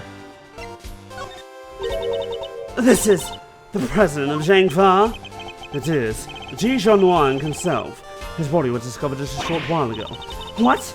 There must be some mistake. There isn't. I saw it with my own eyes. It's true. And are you suggesting that his death has something to do with my current case? No, not exactly. We were just hoping to speak with Judge Miles Edgeworth. Are you deliberately trying to distract me with irrelevant evidence? Okay, this one's on me. That was my fault. I'm sorry, I shouldn't have shown that to you. What? So you're saying you're going to start hiding? You're saying you're going to start hiding things from me now? I can't say anything right. Shoot, do we have anyone else to talk to that can help? Eddie, my man! You got anything helpful here? Okay, Meister, so you got the old memory back, huh? Sure did. I'm me again. Yeah, me worried 6 ways till Sunday. Not that other cave wasn't a blast too. Anyway, welcome back, kiddo. Bring it in. No. We need to be thinking about this trial right now, okay? Yeah, I guess things did go pretty pear-shaped in there, huh? I like pears. We need to dig up this missing evidence, lickety-split. But we can't count on them putting the trial on hold much longer. Yeesh, it's a stumper, all right. If only some kind soul would offer to go find it for us. That's an expectant look if ever I saw one. Can't help but notice you still haven't asked for your prosecutor's badge back, bucko. Finally decided to come walk the path of righteousness with me and your old man, huh? The committee has my badge, that much is true, but I haven't given it up just yet. I'm still not ready to walk in my father's footsteps. No? Well, it's not like there's a deadline. You do you for as long as you need. The old family office will be waiting to welcome you with open arms when you're done. Thank you, Finda. Yeah, if only somebody would go sniff out that evidence for us. Hint, hint, wink, wink, nudge, nudge. Punch you in the elbow. Punch you in the shoulder. Punch you in the face. Fine, we'll do it. Way to go, Milesy-O. You sure? I'll do what I can, but that might not be much in 15 minutes. Brandon will buy you as much time as we can, okay? She won't be banging that hammer of hers until you've made it back with the goods, I promise. Thank you. I'll be counting on you, Finda. And you, Francisca. How does that sound? What makes you think I'd accept your help? How about some advice instead?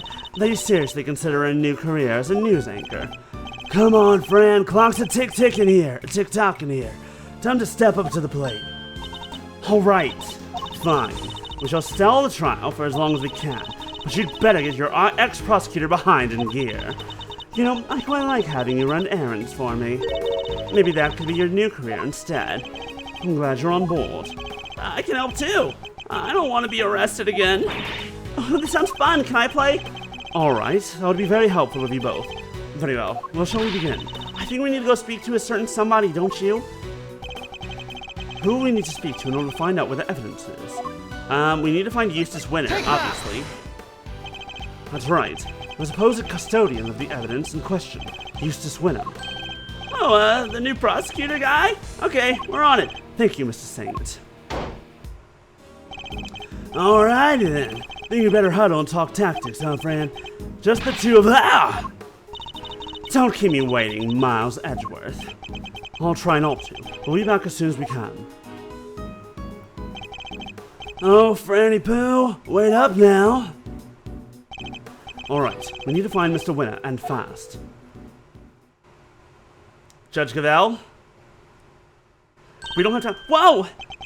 Judge Gavelle. Ah, Mr. Edgeworth. A pleasure, as always. A pleasure? How is it a pleasure? And what was all that about just now?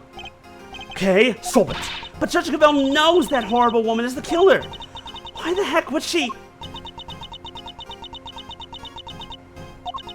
Evidence is the only language that the goddess of justice understands. My own personal thoughts and feelings do not come into it. As this all Judge Verity Gavelle is. You may believe my way of thinking to be heartless, but it is my way. To be this hard and unforgiving. Fine, whatever. There's something I'd like to ask you if you don't mind. Please, go ahead. What were you doing on the roof of the big building 2 nights ago? No! Ask about Eustace! The roof? You met the president up there, didn't you? We've seen security footage of the two of you. And, is there something wrong with that? Only that his body was discovered this morning, right next to the very same building. What? I think you understand what I'm getting at. You're considered a suspect. What happened between the two of you? Nothing. We simply talked for a few minutes, and when we were done, I left. I took the elevator back downstairs alone. That much we know to be true. As I said, we've seen the footage. And what business did you have with the leader of a foreign power? I'm not at liberty to say. I see.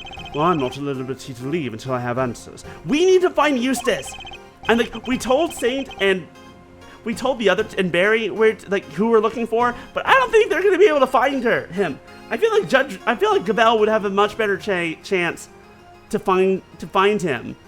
Like if we ask Gavelle, where the fuck is Eustace Winner, she might have an answer. Like, obviously, if she had an answer, maybe she would have brought him here earlier, but also maybe she wouldn't have. Maybe she has ideas. Whatever, it's time for mind chess. And I have to get it out of her. Now, this might be some difficult mind chess. This is Judge Gavelle, after all. What does she have on the board? Judge Gavelle met with the president of Zhang Fa the night before last. She's got a rook, a bishop, a knight, and a queen. Oof. Yes, I admit it. We met on the roof of the big building. But it was all simply to discuss professional manners. Manners that I'm not obliged to discuss with you. I'm clearly going to have to work hard to get past her professional defenses. She puts up too impenetrable a facade, or I'll probably be better off biding my time. I shall be asking what she met the president to talk about. Mind just commence. Perhaps you could begin by telling us what you met with President Wang to discuss. As I told you, professional matters. Professional matters that I do not intend to share with you. We do know the president personally. That's not going to help. I'm so glad you understand. I must say, you're a very busy woman. A judge, a committee member, an occasional aide to us in the field even. Thank you. I take my professional duties very seriously. And do these duties include meeting with foreign dignitaries? Yes, of course. From time to time. The law is my life. Nothing I do falls outside the scope of my duties. You returned Kay's promised notebook to us just this morning. Surely you can claim that that fell within the scope of your duties. Bye-bye, knight. I am not yet a perfect servant of the law, that much is true. Paladin. But like one of those annoying paladins that's so devoted to their goddess that they ignore everything else. You know, that kind of paladin. And so, but not just devoted to their goddess, but like to their order that they belong to. When their goddess is like, actually, I would rather prefer you do things like this. But the order is like, yeah, so the goddess said we do it this way. And so you're just like, cool, so I'm going to do it like you guys say. And the guy's up there like, well, yes, but also no. No, you are a human being. And that was an act of simple human kindness. You have feelings, Judge Gabel, and you are allowed to have them. About the president's death, too. I can still hardly believe it. If I might ask, how did he die? He was crushed to death by the head of a monster known as Taurosaurus. Forgive me, I should probably explain. Is that true? He died on the set of the movie. He did. Interesting that you should even know what Taurosaurus is. Oh, I imagine I must have heard about it from Eustace. Okay. What are the odds that she has some personal relations, not like family relations to the president, and that's why she knows about Taurosaurus, because that's why he was here?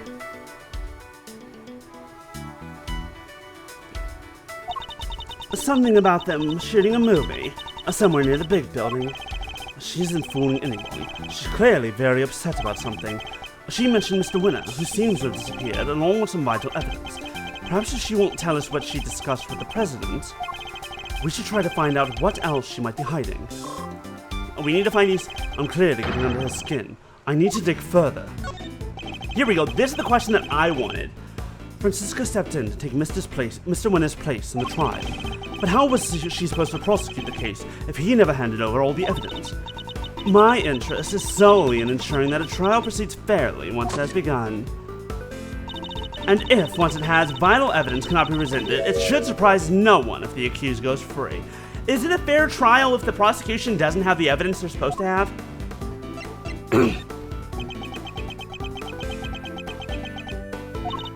I am a judge, a servant of the law. My personal thoughts and feelings do not come into it. So you have no personal feelings when it comes to Mr. Winner's disappearance? Of course I do. I worry about him terribly, too. Oh, wait, two? Does that mean there's somebody else you're worried about as well? I imagine her identity might explain your strangely agitated state. I don't know what you're talking about. I am a servant of the law, and my feelings are immaterial. We are all servants of the law, all of us who stand in the courtroom, but we're not superhuman. You, me, everybody else, we're just people underneath it all. Much as we like to bury our feelings and remain impartial, that simply isn't possible. Bye-bye, Bishop. You are right, of course. I'm in no fit state to offer impartial judgment. Please, Judge Gabel, just tell us the truth. What's going on? What do I do? What do I do? I've never seen her lose her composure like this. I should ask her who this person is she's so worried about. Yeah, legitimately, she's losing her cool in a way I've never seen. Like, she's sweated before, I'm like, ugh, but she's never been, like, freaking out. Her professional mask has finally started to slip. Perhaps now I can get to the human being underneath. Judge Gabel, who are you so worried about? And where are they? My apologies, but I simply cannot tell you that. I need a clue if I'm going to pursue this line of questioning any further. Let's try another task for now. Okay, let's start with Winner, then Taurosaurus, and then back to the top. The person you're so worried about, is it Mr. Winner? He has not been sane since he discovered the truth about his father. Of course I am worried about him. But this could also be a valuable test for him.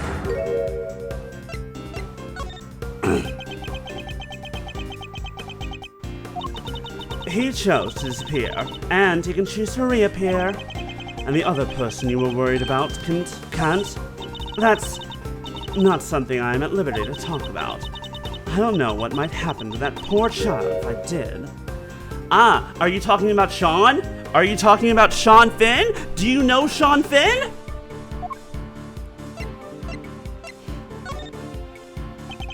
That poor child. Who are you talking about? Nobody! Please, it was nothing. Ignore it. Judging by the look on her face, I definitely shouldn't. I think that might prove to be a valuable clue. Judge Gabel, who are you so worried about? So this poor child is missing, and you're desperate to find them? And since you say child, I suppose we're right in assuming that this person is a minor. I can't answer, and I won't. It has no bearing whatsoever on the murder of the president. Do I not have the clue? Yep, we need the Taurosaurus clue. This person you're so worried about, is it Taurosaurus? I really don't have time for jokes, Mr. Edgeworth. It's not a joke. When I told you how the president was killed, you seemed surprised when I mentioned that he was crushed by Taurosaurus. That was simply shock at learning how he died. And where a half-built film set, and where a half-built film set on an empty lot. It sounds as if something about where he died is particularly troubling to you. No, that's not true at all. It's just film sets are places where dreams are made. And instead, a great man met us in there. I only hope that the utmost care is taken when the news is shared with the cast and crew. I'm sorry, but I'm afraid the cast and crew already know. We met two of them at the scene, a crew member and a young actor, Sean Finn. Yep, that sounded like it hurt. No, why? Why did this have to happen? Something about the Taurosaurus connection really seems to be upsetting her. I think that might prove to be a valuable clue. I knew it. She's worried about Sean. The question is why? And what is your relation to him?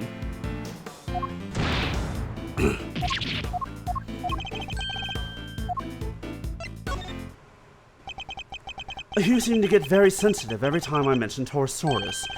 The poor child you mentioned has something to do with the movie, don't they? How did you... You're usually so cool and collected, and your discomfort told me everything I needed to know. Who is this poor child? You have to tell us. We already know who it is. Very well. I figured out so much already. I might as well tell you the truth. The person I'm so worried about, the person I'm so desperate to find, is Sean Finn. Sean? But why? That is more than I can allow you to know. Judge Gabel, you said you would tell us the truth. And if you don't give it up voluntarily, we will have to force it from you. I'm afraid you're just going to have to accept that. I'll get the feathers for the tickle machine. Not that kind of forcing. I can just talk her out of it. Oh, but I like using the tickle machine. Okay, put that away. I need to get her to tell me why she's so desperate to find Sean. Are you a fan of Sean's, perhaps? I Am I? Yes, I am. I'm an ardent admirer of the work of Sean Finn, child actor extraordinaire.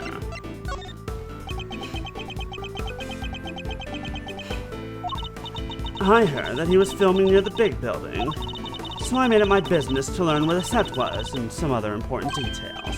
I see. I suppose that makes sense. As a fan, you'd want to know such things. I imagine you would also try to learn when you were supposed to be on set? Yes, of course. He said he would be filming there all day today. You make it sound like you heard that from Sean himself. I don't think he'd be sharing his schedule with a mere fan, do you? No, I misspoke. Ignore me. Every slip of the tongue she makes seems to be to do with Sean, and now we know she's spoken with him. It's an important clue. Do you know Sean personally? He is famous.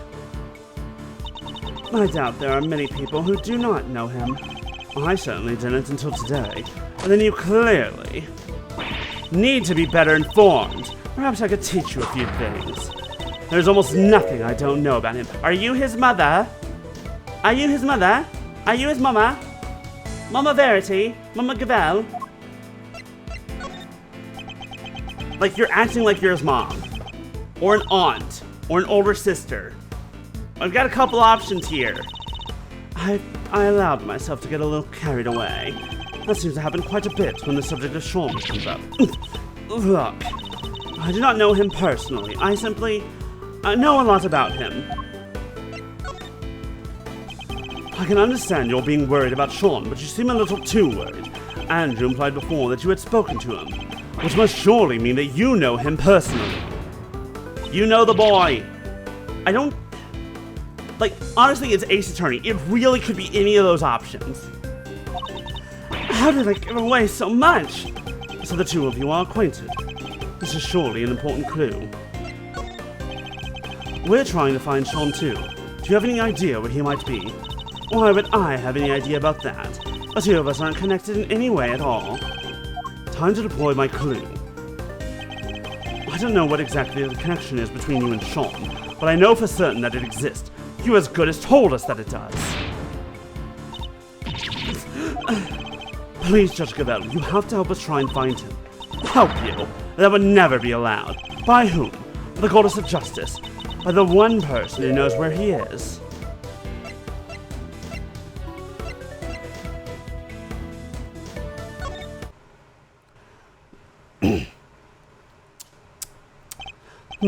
Alas, the puzzle pieces are finally starting to fall into place. I know why you're so reluctant to tell us anything about your relationship with Sean.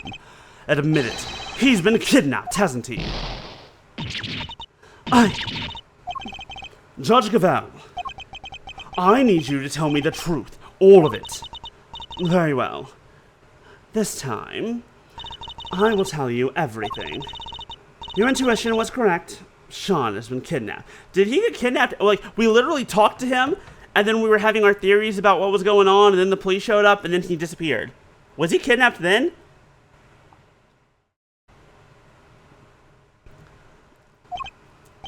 I knew it! But why does that have anything to do with you? Sean is... He's my son. I called it! I knew it! I'm a genius! I mean, it was obvious. Duh. It was freaking obvious. But still, I'm a genius, and I called it. I win. I'm the best. What? Well, we made her find out what she and President Wang were talking about. But we found out something just as important. Sean has been abducted. I didn't expect her to have kids. I didn't expect her to have a family.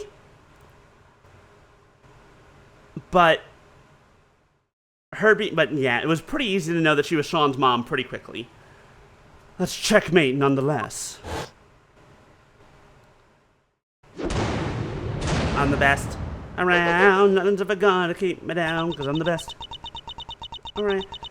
I'm so much the best, you could even call me the Ace Attorney. You're Sean's mom, Judge Gavel? No way. Come on, you're too young. It's true. I am Sean's mother. How old are you?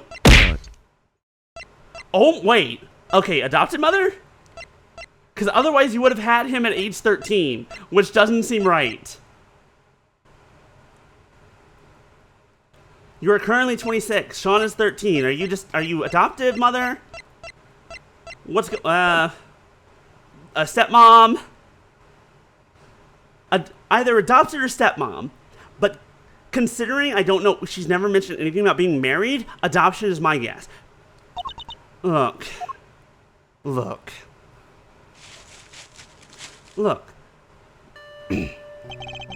Lied about age? Maybe? A magazine clipping. An article about Sean. You always carry this with you? Yes, everywhere I go. I guess you could call it a kind of talisman. Well, that certainly speaks to the bond between them. That's true, he could be younger than he looks. Or he could be younger than he says he is. Because he looks elementary school age, but they keep saying he's 13. But what if he's not, what if he is actually elementary school? And you're sure he's been kidnapped? Unfortunately, yes. I received a phone call from the kidnapper just before the trial began. Did they make any demands? Probably about Warden the guard having to go free. Only one. That Fifi the guard be found not guilty. Called it! I called it again! I'm amazing. I'm the best. Never mind. I'm so sorry. I doubted you, Judge Gavelle. Judge Gavelle, I'm so sorry. I doubted you. I knew something weird was happening. I knew there was something strange. I'm so sorry for doubting you about this. Well, that certainly explains what we saw in there. That's why Fifi was so... She was so confident. And Verity was so quick with that gavel. She didn't want to. That's what that pause was for. I knew it. I knew that there was something weird going on. I just couldn't figure out what. She could also be lying about things, but I don't know. Like, there are so many options, right? Like, she could be quote-unquote the mother, like, adoption-wise, but like biologically be like an aunt or a cousin or a sister, but has adopted him as his legal guardian. It's Ace Attorney and it's from Japan. Neither of these things would surprise me. That's why you came so close to declaring her innocent. And I failed in my duty to the law. I'm a judge. If I cannot arbitrate with impartiality, I make a mockery of justice. Now I just want to play more guilty as sock. And yet, I tried to force through a ruling based on nothing but my own self-interest. Based on nothing but my own self-interest. Judge Cavell, the goddess must be furious with me. But I just couldn't do it. I couldn't sacrifice my son on the altar of justice. I couldn't remain impartial when it mattered most. Of course you couldn't! Are you crazy? Okay. No parent could just give up on their child like that unless your name was Abraham. And God says, hey, sacrifice your kid for me. And he said, sure, dope. Okay, I'll do it. And then God said, hold up, JK, just kidding. Jesus Christ. Like, fuck, man, I didn't expect you to actually go through with that. It's like, who is this Jesus Christ? What is this Jesus Christ you speak of? Worry about that in a couple thousand years. Don't worry. If that makes the goddess of justice mad, then I'm sorry, but she's wrong. If she really thinks that way, then she's the guilty one. Isn't that right, Mr. Edgeworth? Yes. Declaring the goddess guilty. That's bold. Okay is right. As I told you, though we all serve the law, we are also only human. And the law was also created by humans. We must remember this. Very important note. We are human, serving the law that was created by humans. Okay, the goddess did not come down and write out the edict of the law herself. Okay? Legality does not equal morality. And none of us could or should be expected to sacrifice a child for the sake of a verdict. Thank you, both of you. But the trial must continue. There is no escaping that. Your Honor, there you are. You've been right here in front of me the whole time. Wow, I can't believe I didn't see you. It seems it is time. Can you stall? Judge Cavell! My dad was a prosecutor. He was? Yeah, he used to work in a courtroom just like you do. And I was thinking, about what he would have done if he was in your position right now. If a prosecutor were forced to insist that a suspect was guilty, that would... I know what he would have done. Anything, that's what. He would have done anything to get me back. He would. So what I'm trying to say is, you can trust us. What do you mean? To get him back. To snatch him from the jaws of danger. I'm the second Atagarasu, and if you agree to trust me, I promise I'll get him back for you. The thief who steals only the truth, and perhaps one or two other things. Well, Jessica, what do you say? Will you trust the great thief to steal back that which matters most to you? Mr. Edgeworth, I'd like to help too, if that's alright with you.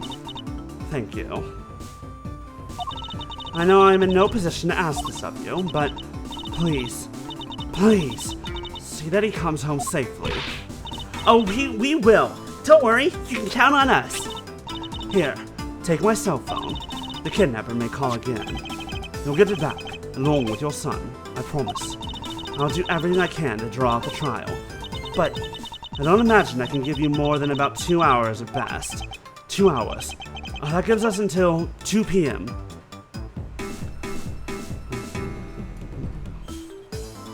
Yeah, basically.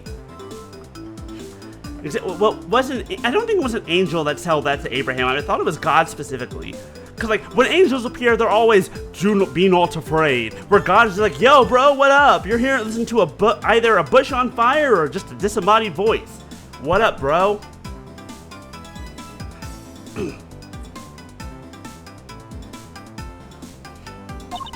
Please, I'm counting on you.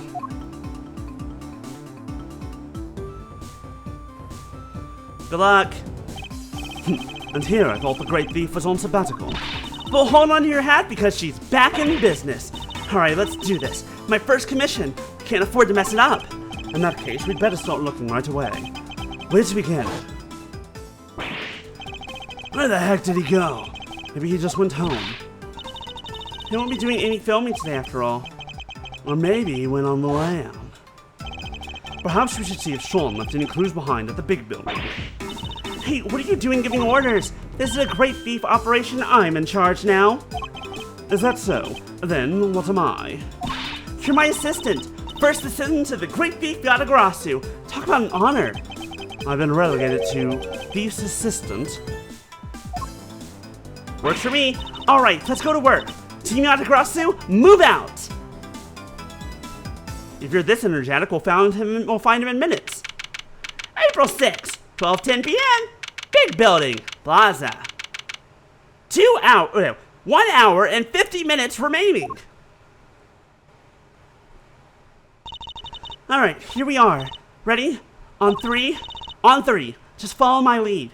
You'll be fine, okay? Also, this makes me think that the one who took the evidence wasn't Eustace, but Gavel. What exactly are you talking about? Even in the depths of night. Even in the depths of night. Hey, your turn. Keep up, will you? Isn't that the entire point? I don't know. That's a good. You make a good point. I don't know. I don't remember Bible stuff. Yes, I played the puppet at Vacation Bible Schools multiple years in a row. No, I don't remember anything about. I remember much about the Bible.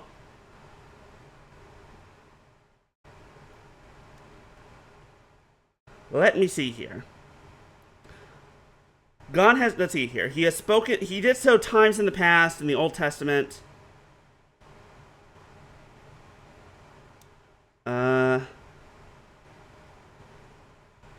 Let's see here. Oh, wait, no, people today? I don't care about people today.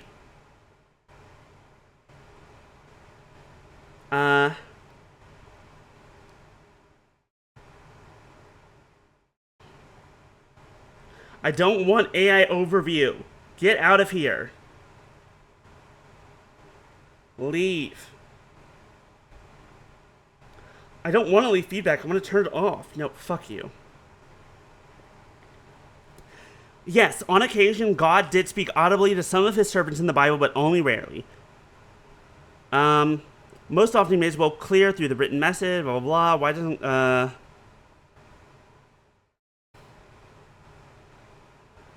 Okay, I don't care about the rest of this. I just want it specific in okay. I don't care about the rest of it. There was an answer that he does talk to people sometimes in the Bible. Like, because it's always, I feel like it's, at least for Abraham and Moses, it's always specifically shown that he talked to them directly. Both about the, hey, sacrifice your son, okay, don't actually do that. And then the burning bush that Moses met, and also the 10 Commandments. Why are you making me do this? Because the great thief Yatagarasu just raided at the scene of the crime, dummy. How is anybody supposed to know that if we don't announce her appearance? You may be a thief, but I most certainly am not. Fine, I'll do it on my own. Even in the depths of night, when no other bird dares to take flight, one alone soars to shine, the light of righteousness on the world's blight. And that one is me, for I am the great thief Yatagarasu. I'm very much aware of who you are, thank you. Now, shall we get on with the investigation? You're no fun at all. We don't have time for fun. A child's life is in danger. We have less than 2 hours, in fact. We better get started. Alright, well, we have the photo. Let's show it to a few people. See if it jogs any memories. Let's see who we can start with. You there. Powers! Oh my god! Mr. Powers is here! Let's go! I'm so happy to see you again! Oh my god! My dude! Oh, I'm so happy. You have no idea. Like, I don't, like, every time that there's been a cameo from someone in the past, I'm like, please bring Will Powers back. Please bring Will Powers back. Stop bringing Wendy Oldbag back. Please give me Will Powers. Ladies and gentlemen, Will Powers. Oh, hey, Mr. Edgeworth, long time no see. Wait, This is Will Powers. He's an action star I met on an old case. He's also the man behind the mask of the one and only Steel Samurai. Long time no see indeed. Nice to meet you. I'm Kay Faraday, great thief. Mr. Edgeworth has been working as my assistant. Good to meet you, but Eve, Mr. Edgeworth has been assisting a thief? Let's not worry about that for now. We'd like to ask you about what happened this morning, if that's alright. Sure. I don't know if I can be of much help to you, but sure. Powers from Chainsaw Man? Also a good Powers, not the correct Powers. Chainsaw Man, a series I stopped reading eventually because it's, I'm surprised I read as much of Chainsaw Man as I did. I'm gonna be completely fucking honest. To go on a quick tangent, I read past what should have been the end of the series into the second part, I guess. And I was still reading it for a while. I was like, nah. Like, at least the first part, I don't know, there's something that was more interesting about it, but then Powers, however, Powers good. So he'll be one of Sean's work colleagues. I guess we better just dive right in. I heard you were investigating this one, Mr. Edgeworth. Well, yes. I'm not the prosecutor in charge, of course. But if you're here's assistant, I guess this is her case? No, that's simply... I can see you're an intelligent man. You're right, of course. I'm in charge of this one. Don't encourage her. Alright, now I need you to give me straight answers. First of all, this case. Have you noticed anything perhaps you could give me your impressions. Is that supposed to sound like me? My impressions? I guess my main concern is, no offense to the victim and all, but is it all over for the production? Are we done? I can't help but worry. I think it's probably safe to assume that you are, at least for now. Alright? I know, I don't want a bummer. We don't have the location for much longer either, because you were due to finish shooting soon. No, because they're due to start building. That lot won't be empty for long. They were letting us use it while I got ready to make a start. I guess the plan was to shoot the rest on a lot back at Global Studios. I've been so worried about everything, what with people spreading all these rumors too. Rumors? Yeah, this journalist keeps coming around. Y'all have been hiding real monsters on that there set of yours. Y'all can't do that, I'm gonna expose y'all. She's always saying stuff like that. I think I know exactly who this journalist might be. Yeah, the photographer, right? I thought maybe you knew her. But you're not, are you? Hiding real monsters, I mean? Are you kidding? If they had real monsters to call on, I'd be out of a job. Yeah, he probably plays the monster. Duh. So, you've all been working hard on the movie? Yeah, it's the first time I've been on a reboot of an old series. This one's been a real challenge for me and everybody else over at Global Studios. If only they put this kind of energy into making this new Steel Samurai show or something. Too bad that poor man had to get stabbed a few years ago. What role are you playing in this one? Me? I'm Torosaurus himself. No way! So you're the star! Well, not quite. I'm in a costume, you see. And my face won't ever appear on screen. People say I've got a face for radio, but most people, when they say that, they mean they're ugly. When they say that to me, they mean I'm scary. Really? Still, that's pretty amazing. I wish I could wear a costume like that. Hey, do you think I could try it on sometime? Instead of for just climbing inside one of the horns. I'd love to say yes, but that's not how it works. You can't really climb inside that part. Oh, I get it. Because I'm an outsider, right? That's not the issue at all here, Kay. Can I ask you a couple questions about Sean? Sean? Oh, sure. Then he told me what happened. He just disappeared, right? Yeah, sounds like him. Does he do that a lot? Yeah, kinda. If we take 5 mid-shoot, you look around sometimes and he's just gone. Do you have any idea where he might have headed off to? Sorry, no. I did see him leaving the set, though. Huh? You did? And where was he headed? He's got on the site bus, but I was checking some equipment over, and by the time I looked back, he was gone. The site bus? I wonder if he left any clues behind. Do you mind if we take a look inside the bus, Mr. Powers? Sure. You'll have to excuse the mess, though. Alright, let's see what we can find. Okay, let's talk to this guy first, real fast. You there! Oh, hey there, pal! Why the long face, huh? Ever think you ought to maybe lighten up a little? Do you take on any passengers here this morning? Does old witch wear a pointy hat? You bet I did! Just the one fare, mind you. And who was the passenger? Those 2 guys on these black suits, real sharp. Do they have a boy with them? This boy? Nah. Like I said, it was just the 2 of them. Alright, never mind. Thank you for your help. I thought we might be onto something there, but no luck. You never know. You there, officer. Oh, very good day to you, Prosecutor Edgeworth, sir. I'm not a prosecutor anymore, but he doesn't need to know that, I guess. Good day to you too, officer. Can I ask why you've been posted here? Me? Oh, I'm just keeping an eye on things. Excellent. Perhaps you can tell me if any vehicles have come in or out of here this morning. Not except the taxi and the blue truck over there, sir. Only 2 vehicles have come in or out. That could be useful to know. I'm gonna go investigate the truck. Sean? Sean? You in there? No sign of him here either. Kind of thought that basket on the back of the truck there looked suspicious. She's not wrong. It does. It does. And? Huh? What are you doing, Mr. Edgeworth? Why are you touching the truck? The engine's cold, which means it's been here for a while. No way, you can tell just from that? And if it's been parked here a while, I guess the driver might not be nearby either. We don't really have time to stand around waiting until they get back. Okay, weird blue truck. Got it. Alright, let's go look at the bus. Where would Sean have been sitting? Sean? Oh, that's his seat with the backpack on it. There's something poking out of it. A videotape. Huh? We use those when we're shooting.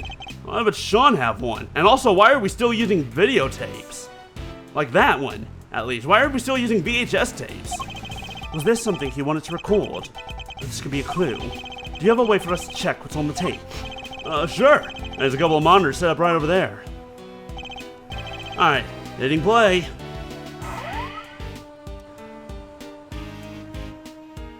Oh, he was practicing.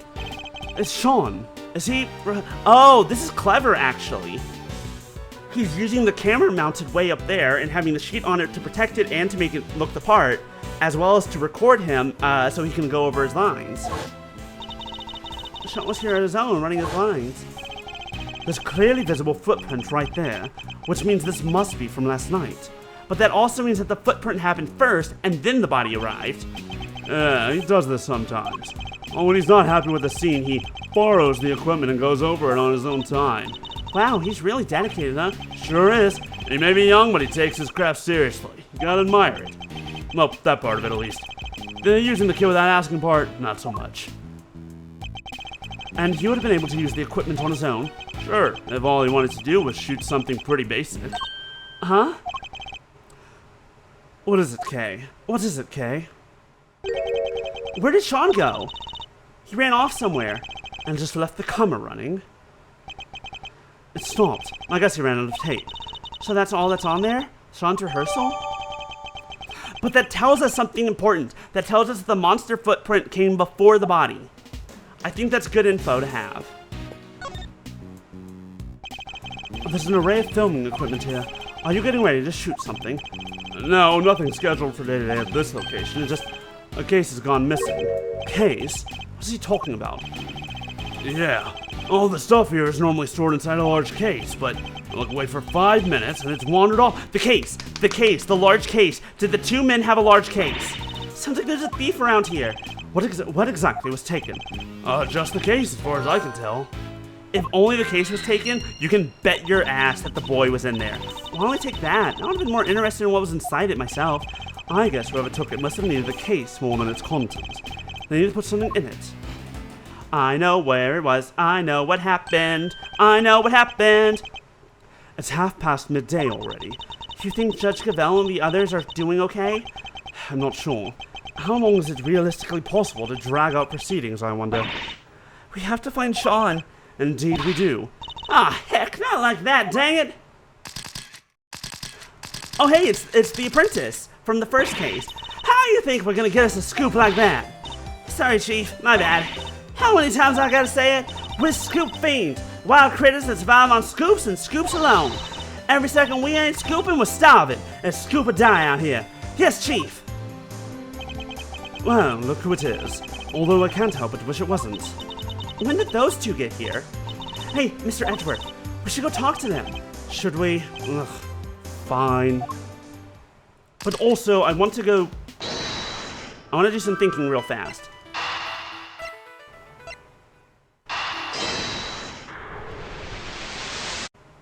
Damn it! No! I need to ask. No, fuck you. I have a great plan. I know exactly what's happening. Fine, damn it. We'll keep talking. We'll keep looking for information. You, tell me about the two men. Did they have a case with them? Was it big? Was it kind of a bluish green? Was it lightly colored? Was it big enough to, just talking off the top of my head, hide an elementary school-sized child in? A regular elementary school-sized child. Oh, but ain't my good friend Ruffles. Good to see y'all again. And you, Miss Lloyd. But how come you're here, if you don't mind me asking?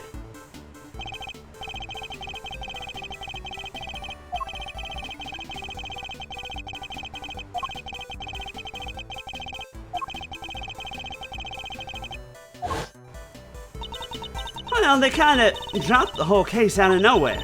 Bagged me up and shipped me home without so much as a slap on the wrist. Guess it was their way of saying, you keep up the good work now. They did seem kinda keen to get me to never, ever mention the whole thing ever again, though. Yes, because you weren't part of the official story of the attempt on the president's life, and they can't afford to have you getting in the way of that.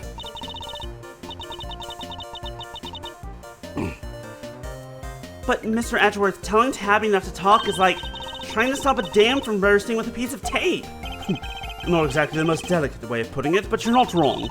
Part of the whole thing, of course. Every last detail, plus a few of my own. Handed it into the paper, hopes all high and all. But nothing. Not a peep. Was somebody putting pressure on them? Or were the details you added a little too gratuitous, perhaps? Both seem equally plausible, unfortunately. To be fair, it could also be a combination of the two. What are you doing here at the big building? Are you reporting on something? Hey, maybe I didn't make this clear enough the first time we met. But you want a reporter to scratch your back, you gotta scratch hers first if you catch my meaning.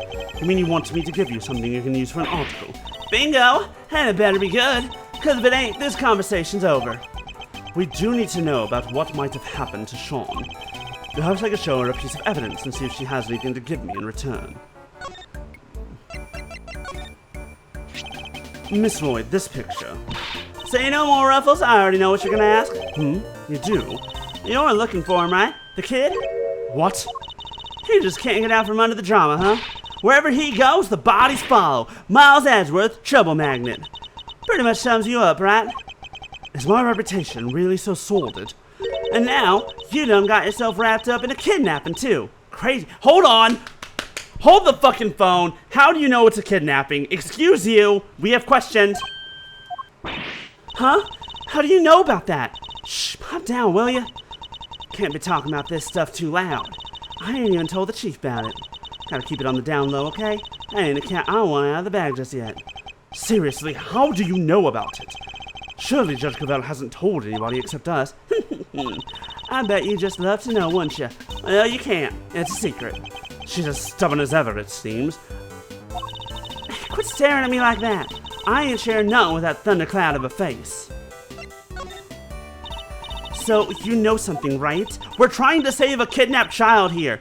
Truth is, I done saw it. Little kid being bundled off by two shady characters in black suits. What? Do you know where they went? Nope. Don't got a clue. They was kind of far away when I spotted them. I lost sight pretty quick. Dang it! Still, at least we know something about our kidnappers now. Yes, 2 men in black. I know what happened. I knew it. I knew what happened. 2 men in black. They used the case. So we've learned a little something about the kidnappers.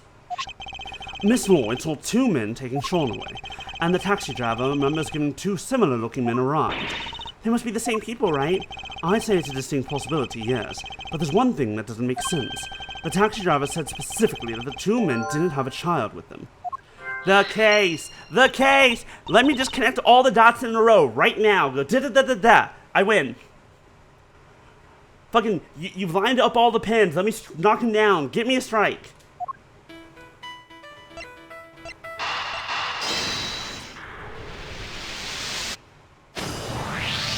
Thank you. Could it be that the kidnappers who stole the case? Wait, you mean... Yes, what do they put Sean inside it? He's little enough that he'd fit, I guess. So the reason the taxi driver didn't see him... Might be that he was loaded into the trunk as baggage. But why do they need to hide him? I imagine they might not have planned to originally, but they didn't count on there being a police presence here in the plaza. Right, that makes sense. They didn't want the officer on duty to see them going off with Sean. So they took a rather drastic measure. That must be it. All right, let's go see what the taxi driver can tell us. The 2 men you told us about, did they have any baggage with them? Boy, did they. Giant case. It wasn't easy getting that thing in the trunk, I tell ya. That settles it. They must have been the kidnappers. Where did you take these 2 men, if you don't mind me asking? Look, I can see this is important. How about I give you a ride there? That's a great idea. Come on, Mr. Edgeworth.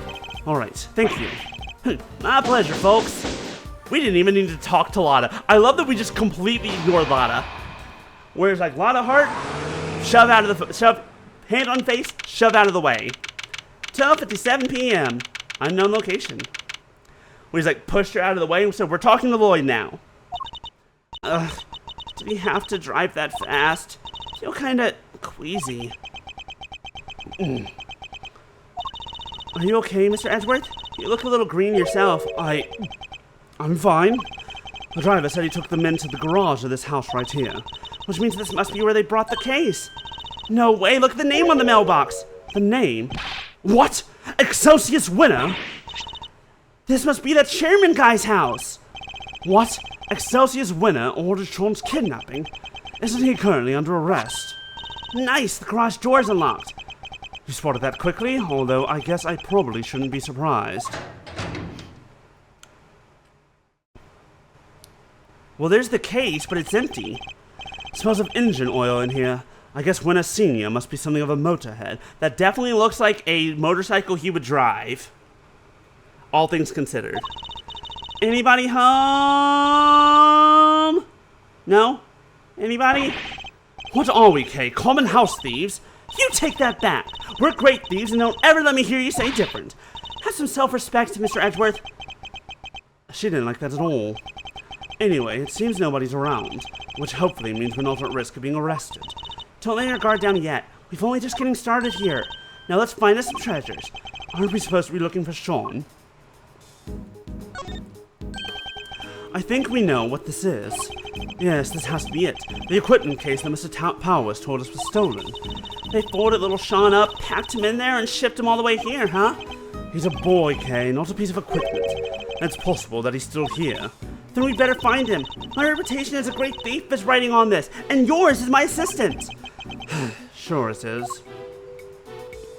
Bloody gloves. What's with the bloody gloves? Look, a treasure! Oh, they're not bloody, they're just dirty. What is this fucking Trafalgar Law ass motherfucking gloves that we've got here, except that they have fire on them? Fucking spelling out death on your fingers. Like a fucking edgelord. Wow, I'm so original. I have death written on my fingers, but I'm too scared to get a tattoo, so they're just on my gloves. Also, they're backwards in such a... Wait, is that the front of the gloves? That's the front of the gloves. So you'll see them when I, like, if I hold my hand out to you, they'll read out death. These are mechanics gloves. They're designed to be worn when fixing vehicles or working with machines. They're covered in oil that looks like it must be... That's the oil! The oil that was on, motherfucker. Look, on his body. That yellow stain, that might be oil.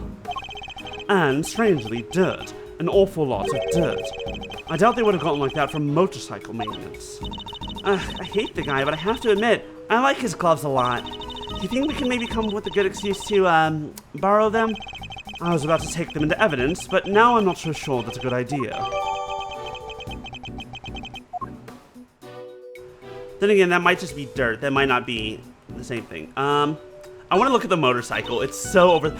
No way! This bike is super cool! Maybe for Ghost Rider. There's even a skull over the headlight. I suppose it's designed so that the eyes light up when you turn it on.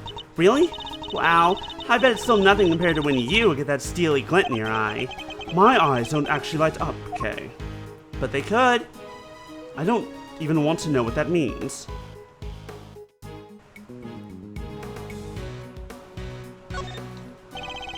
There's a sledgehammer, a shovel, and a bunch of other heavy-duty tools here. That thing makes Judge Gavel's hammer look puny. If I ever became a judge, I'm getting one like this. I doubt you'd make yourself very popular swinging one of those around in the courtroom. Just going over and over again. Biscuit's still sleeping, we're good. Really? Fine. What if I swung that shovel around instead? Then it wouldn't be a courtroom, it would be a circus. Promise me you won't do that. Ka-thunk. There's somebody in the back there. Ka-thunk. Ka-thunk.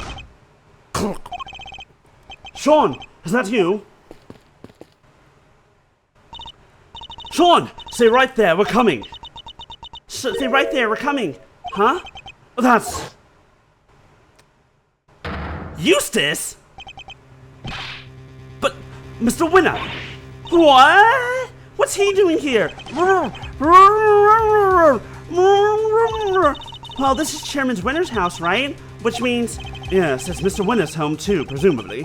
So how did he wind up like this? Untie him, Kay, quickly. A little expert rope work, huh? Leave it to me. Alright, like this and through there, and you're free. Are you okay, Eustace? He looks like he's been through hell. How did you come to be tied up down here? I don't know! I was practicing my rope. I was practicing some rope play. But nope, wait, hold on, I'm 17. Never mind, ignore that. Ignore those jokes. I found some of my father's magazines, and so I was trying to recreate some of the ropes in them. Like, they had some really interesting ways to tie people up. I thought it was a police magazine. In fact, I'm pretty sure it still is. But then this happened. You found me. Why don't you tell me? Because we don't know, which is why we're asking.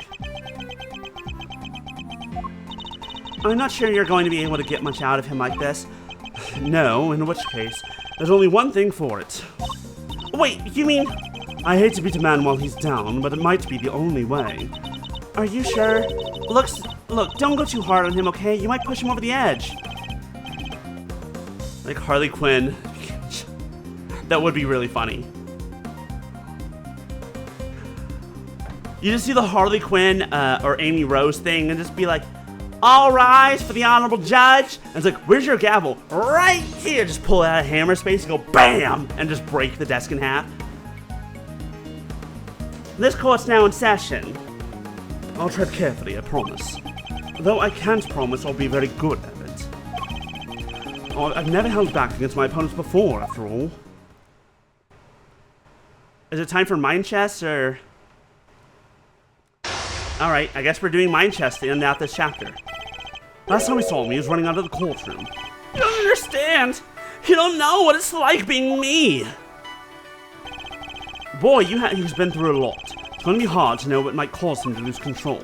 In which case, I guess I may just have to quietly listen to what he has to say. Why me? Why am I always the last one to know? The butt of every joke! He clearly has questions. I'll do my best to try and answer them, but he's also clearly in no fit state for this. I'll need to try and finish this quickly. Let's figure out what he needs to hear and try to calm him down.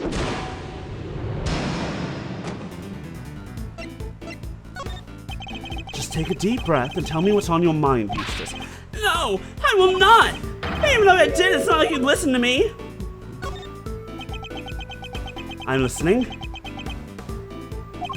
What is this? Why aren't you shouting? You always shout, objection! What is this? Why aren't you shouting, objection? You always shout, objection!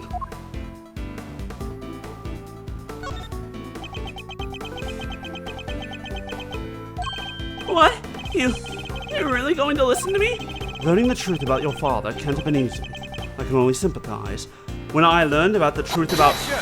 Exactly, Bybeast. When I first learned about Manfred von Karma, a man who was like a second father to me, it was horrible. And this was only a couple years ago. That wasn't the hard part! The hard part was losing everything I ever had in a single morning! It's okay, take your time. But also, everything I thought I worked for, it was all a lie! I just made it happen! So tell me, Edgeworth, what am I supposed to believe in now? You can lose faith in everything but yourself. That you have to believe in.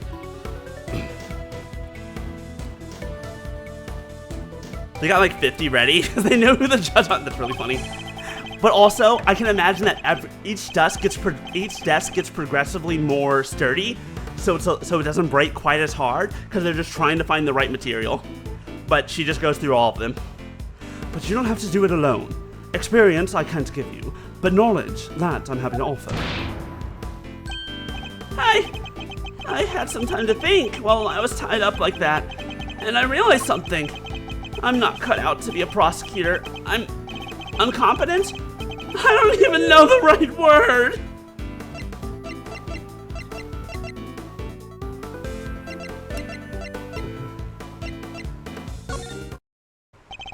I think the word you're looking for is incompetent, but judging one's own competence is notoriously difficult, so I need you to trust me on something.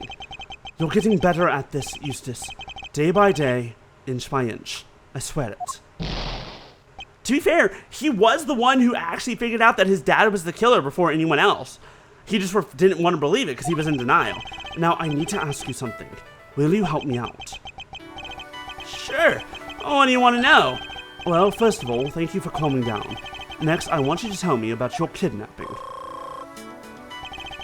I need you to be as detailed as possible, Eustace. Tell me everything you remember seeing and hearing. Do you have any idea who your kidnappers might have been? No, of course I don't. If I did, I'd have told you already. I think I need a clue for this. Yeah. Okay. I should try another tack for now. Why would somebody kidnap you only to take you back to your own home?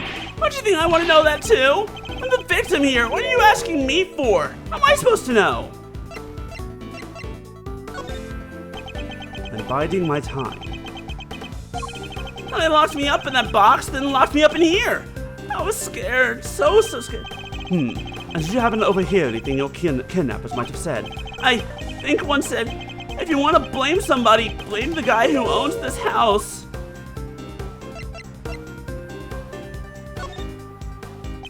The owner of this house?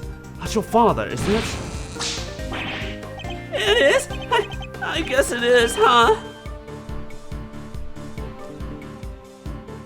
Basically, yeah. Oh, I get it. The kidnappers were people who hated my dad. That's not it. At least not based on what else we know of the situation. But there was some kind of link between the kidnappers and Winter Senior. That could be a clue. Do you have any idea why somebody might have wanted to kidnap you? What do you mean? Why does anybody kidnap anybody? For a ransom, right? Son, I'll need a clue if I'm going to pursue this line of... Okay, fine. Fine. Who were you kidnapped by? Time to deploy the clue. Your captor wanted you easily at hand, and where could be more convenient than one's own home? I hate to break it to you, Eustace, but the kidnapping was ordered by your father. What? You don't think he wanted me out of the way?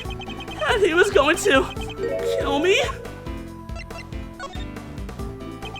What good would that have done him? His own son, dead in the family garage. He would instantly become the prime suspect. You're right. Okay, so why did he have me kidnapped? Well, it won't have been for a ransom, not his own son. That wouldn't make sense. So his motive for the kidnapping must have been something else. This could be an important clue.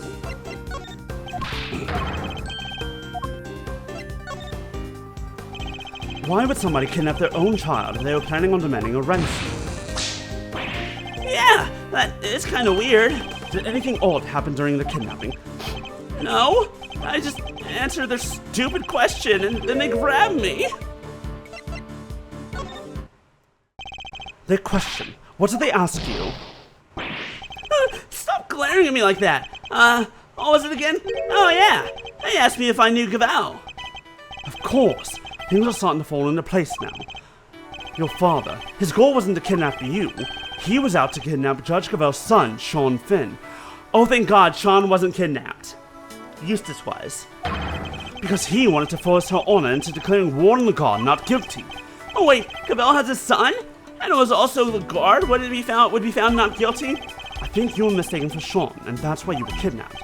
What? You mean I went through all that by mistake? Oh wait, that kind of makes sense. Yeah, I would explain the part where... Where what? Have you remembered something? No, it's nothing. I'm nothing. I'm useless. Meaningless. Just go. Leave me alone. This isn't good. I think I pushed him as far as he can reasonably be pushed. I have to calm him down and get him to tell me what it is he just remembered. Judging by his fragile demeanor, I'd say he's still suffering considerably. I need to help him get back on his feet. You remembered something just now. What was it? I didn't remember anything. All I remember is him.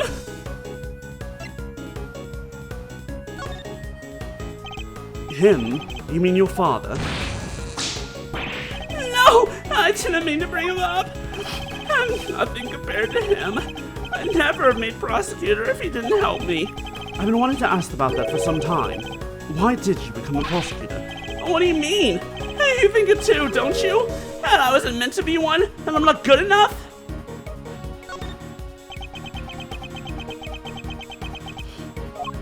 Say something, will you? You chose this path. Why? You must have a reason. It's not like that. There's no big reason behind it at all. The reason is stupid and dumb and not important. I'm not going to deride you for your choices. You wanted to work with your father. You wanted to follow in your father's footsteps. I get it.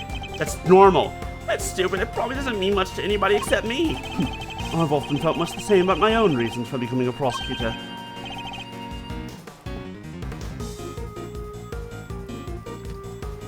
Really? You have? But you're a real one. A good one. A success. Even my dad, the chairman of the committee, said so.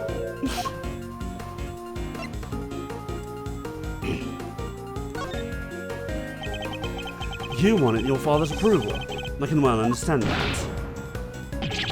You can? I thought if I became the best prosecutor out there, he'd finally accept me for who I am. I just wanted to not be useless. You're not covering for father in any way. You're not covering for your father in any way, are you? What? No, I won't cover for him ever again. I mean, why would I after everything that he's done? You have a strong desire to be of use to him, so he'll approve of you. Is that fair to say? I mean, why can't I be? Just once in my stupid life.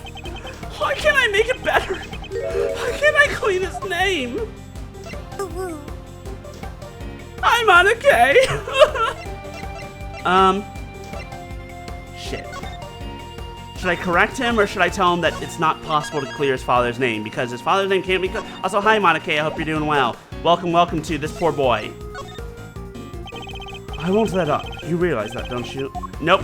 Hold on. Where? Stop crying. No, I'm sorry. I was wrong. New laptop? Nice. Is it like a gaming laptop or an art laptop or whatever else? Or is it just a laptop for the cool because it's cool? It isn't possible to clean a name, Eustace, but you can clear one. Huh? I never knew that. In your father's case, though, it's going to be hard. His crimes continue, as your kidnapping shows. Knowing that, do you still think you can help him? But what else do I have? What else am I supposed to do? Why don't you be the better man and rise above the father who made a fool of you? Stare him straight in the eyes and stop him from committing any more crimes. Hey, you're right. I'll prove him wrong about me. I'll prove him wrong about everything. That seems to have calmed him down again. Now I just need to get him to tell me what happened to the evidence. Let's see if I can give him the courage he'll need to stand up to his father. What's the connection between your father and Warden the Guard? Sorry, I don't know much about that. You can't think of anything. Even the smallest morsel could be a valuable clue. Oh, I think they maybe worked together once,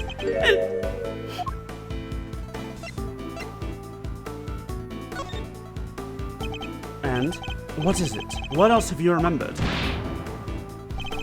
I think she got the job at the prison because my dad recommended it. Interesting. And did he have any particular reason to recommend her? I guess he thought she was good at her job. Unlike me. Let him calm. I think if they knew each other from back when he was the chief prosecutor. What was he like back then? Was he different at all? Oh, he was amazing. There wasn't a piece of evidence he didn't know or a case file he hadn't read. An intimate knowledge of cases and the evidence pertaining to them. That could be an important clue. A key piece of evidence from the Lagarde trial failed to make it to the courtroom. As the prosecutor in charge, they were your responsibility. Did you misplace them somehow? No, that's not what happened. You haven't heard my side of the story. Alright, I'll listen to your side of the story. I'm listening. I thought I was putting them in the safest place there was. But what did I do? Seems he's drowning in his own self-doubt again. You better send out a lifeboat and bring him in. Sit down. You haven't had a new computer in 15 years? Wow, wild. Enjoy your new computer, Monica. I think I know what it is. With your father, isn't that correct? He told me it would all be safe with him. He said there was nowhere safer. Well, I'm afraid he betrayed your trust, and in the ugliest way possible. So he got rid of it? Why, Dad? What were you thinking?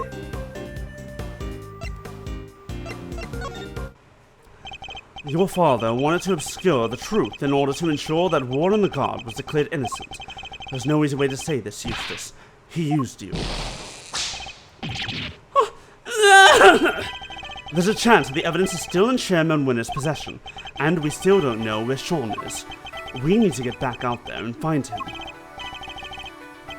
Fine. Poor thing. Oh, it's all my fault. What do I do now? I can't stand by and watch him like this. He's had a brutal collision with a reality he never even knew existed. I should ask him what he means to do now. Perhaps I can even help him figure that out. The road ahead will be a hard one, but maybe this is fate, and maybe my job is to point him in the right direction. So, what now, Eustace? Well, first I'm going to give this stupid jacket back. I don't deserve to wear it. My dad always said that clothes make you a man, but I'm no man. It's clothes make thee man, Eustace. It is? Thanks, Edgeworth. I'm learning a lot from you today. That's good to hear. Now, about that jacket. Why don't we make you into a prosecutor worthy of it? Alright, let's do it. Let's make it so nobody ever makes fun of me again. Oh, they'll still make fun of you. But how? How do I get there? Tell me, what do I need to do? I just don't know. I just don't know. I'll need a clue if I'm going to pursue this line of questioning any further. Try another tack for now. Do you mean to continue working as a prosecutor, Eustace? I don't even want to think about that yet. After all, I only ever became one because of my dad. I probably shouldn't even think about carrying on, should I? The only person who can answer that question is you. Only you can decide what path you choose to walk. Then, I don't want to stop being a prosecutor. If I give up now, I'll regret it for the rest of my life. I just know it. So he intends to see this through. I'll bear that in mind. Do you mean to be like your father, to continue to ignore the truth? Come on, give me a break, will you? Can a guy get a glass of human kindness when he needs one?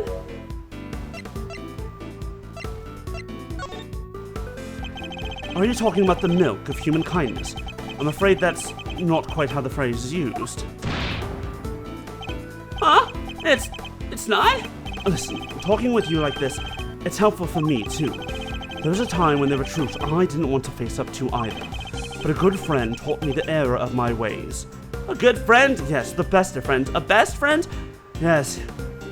A lovely man in a blue suit. Edward, I've never seen you like this. Like what? Like you're gazing off into the sky like you miss someone you love very dearly. That's nice, but I don't have anybody like that. If you could muster the courage to try to find your feet again, I'd be very happy to help. You would? But only if you really mean to try. I don't want to be like my dad. You want to be better than him, don't you? Yes, Eustace, I see it now. He's told me that he wishes to be better than his father, and that he wishes to remain a prosecutor. I take that to mean he wants to be a different kind of prosecutor than his father. It's the first important decision he's ever made for himself, and it tells us where he needs to go next.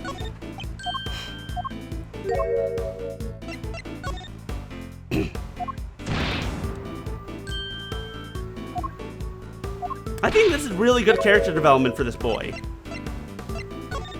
I think he needed this. Like, it hurts and it sucks the way that it had to happen. But at the same time, it's good to go through these, to learn these truths about yourself and about the world around you. And the people around you. The decision he made should serve as a good guide as to what he should do next. You want to remain a prosecutor, but walk a different path from your father, correct? It won't be easy, but the path you have chosen is that of the true prosecutor. And now that you have chosen it, when the time comes, you'll know exactly what to do. You're lucky. I myself still haven't quite decided what to do with my life. But you have, and it's a choice you made all on your own. Now all you have to do is believe in yourself, and in the path you've chosen. Mistaken for Sean and kidnapped by his own father's underlings, and losing his belief in himself as a prosecutor after his father stole his evidence. He's been through so much in the span of a single day, more than I can imagine. Well, it took a little longer than I thought it would, but that's checkmate. Let's see if we can talk to him for another minute or two and see if we can close out this part of the chapter, now that we found Eustace. No!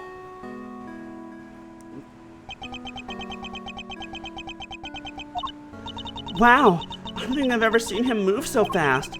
He's particularly speedy when it comes to running away from things, isn't it seems? April 6th, 1:15 p.m. Big building. Plaza. How much time do we have left? We don't have much time left. 45 minutes. I think we'd better check in with Finder. He wants an update on what we discovered. And we need to know what's going on over at the courthouse. But Eustace ran off, right? Isn't he supposed to be the prosecutor in charge? We're just updating Finder. Nothing else will change. Francisco will continue for the prosecution. Okay. Is that really alright, though? It's going to have to be. Like you say, Eustace ran off.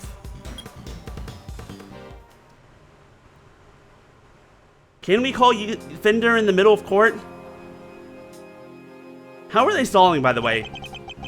Look, I hate to be a stickler for the details, but let's go over this just one more time. How many times has he said that? How many times has he said, let's do this one more time? No murder weapon means no conclusive proof, means no conviction. That's all there is to it. The lack of a murder weapon doesn't prove your client's innocence. Don't make me come over there and whip it into you. Eddie, darling, how much longer is this going to take? It's almost as if you're trying to drag this out for as long as possible. Sorry, Feast. It's our friend the prosecutor over there. She's stubborn as a freaking mule.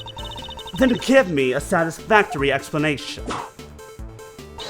Or I'll just have to keep whipping you until you can. Seriously? I've already taken more licks than I've had birthdays. Come on, Miles, what's taking so long? Happy to buy you some time and all, but I'm taking the beating here. Do you know how many people would pay for that? Why are there so... Oh, sorry, G. This one's important. Mind if I take it? Fine.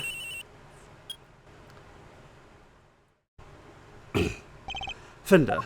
Mazzarino, boy, am I ever glad to hear your voice. How are things on your end? We found Eustace. Sweet! And the knife? And the chisel? Unfortunately, he entrusted both to his father's care, which means the Chairman Winner is the only person who knows where they are.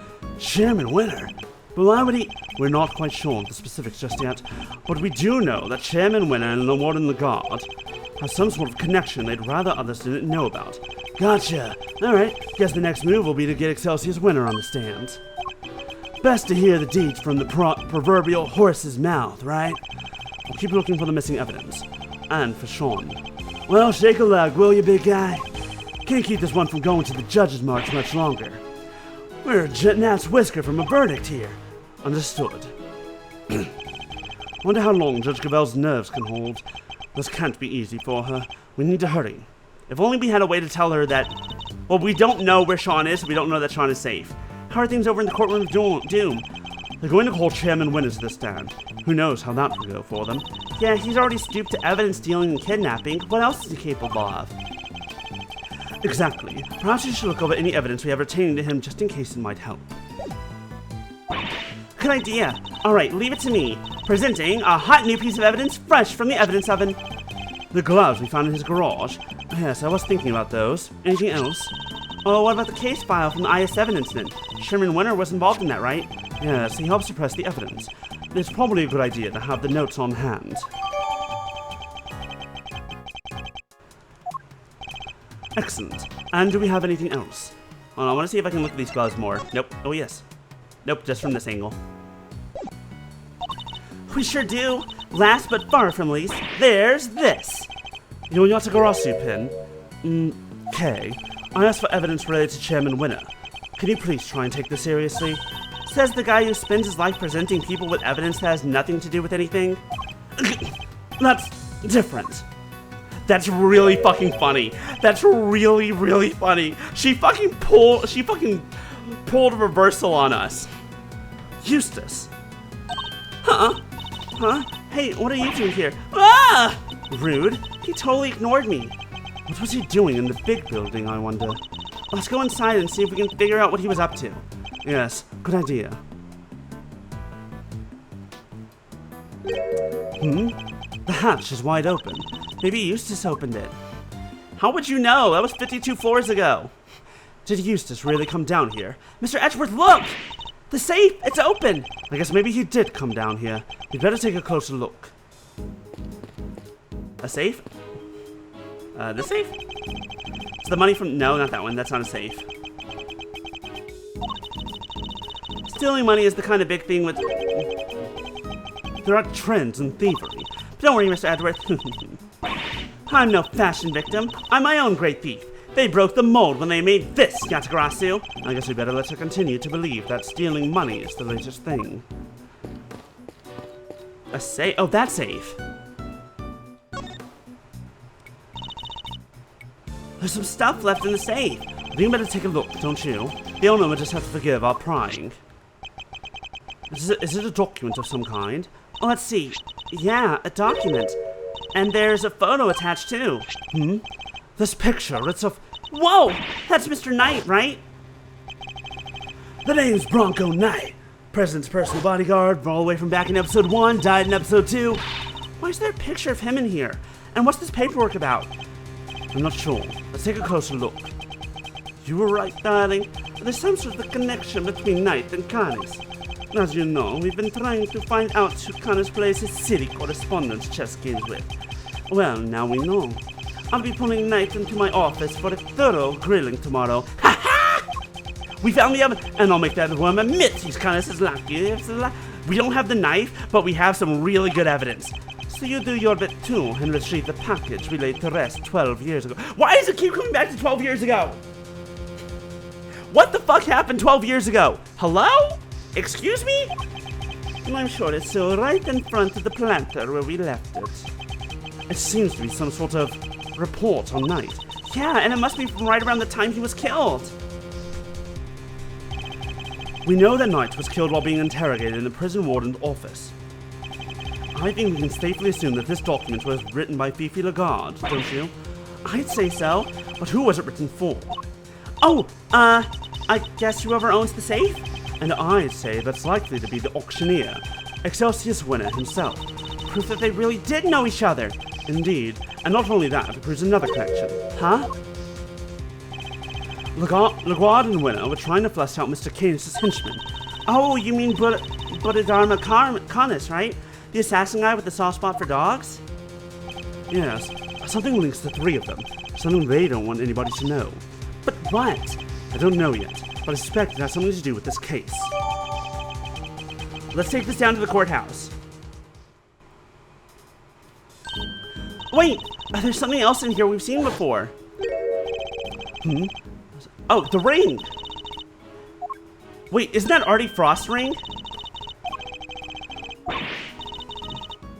No, Artie Frost's ring we found in the we found in episode 3. That's right. Never mind. I'm thinking about the ring that was found in the chocolate chest. Your chest sets and your ring are here too. All your possessions in one place. So basically, the safe was full of evidence from the murder at the prison. It would seem so. Which means the missing knife and chisel might be here too. Knife, chisel.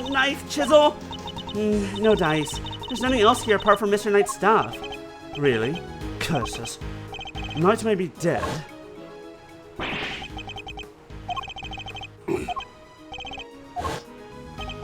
But he left unfinished business behind him. I think we need to find out what it was. Can I look through the... I want to look through the chest there.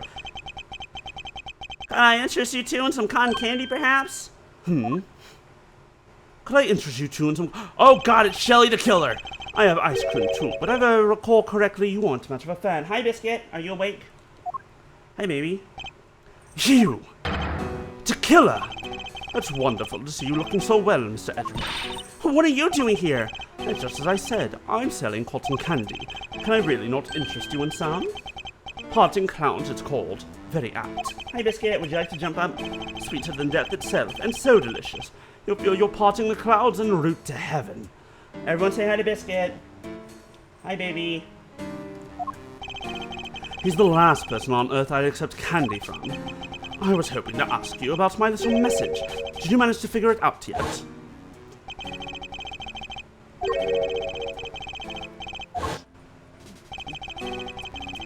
Biscuit, would you like up? Would you like uppies? I'm right here. I'm right here, baby. Have you been watching us this whole time? Watching you? No, I prefer to think I've been watching over you. The stand here really is the most marvelous little vantage point. How are the two things any different? And what does he want from us? The president's murder. Was that you? Oh no, my contract elapsed a little while ago. He was rather famous among us assassins, you know. The man no one could kill, notoriously stubborn despite multiple attempts over the years. And it was just his brawn that kept him safe. He used bodyguard, and it wasn't just. He used bodyguards, buddy doubles, you name it. It certainly wasn't his brawn that kept him safe.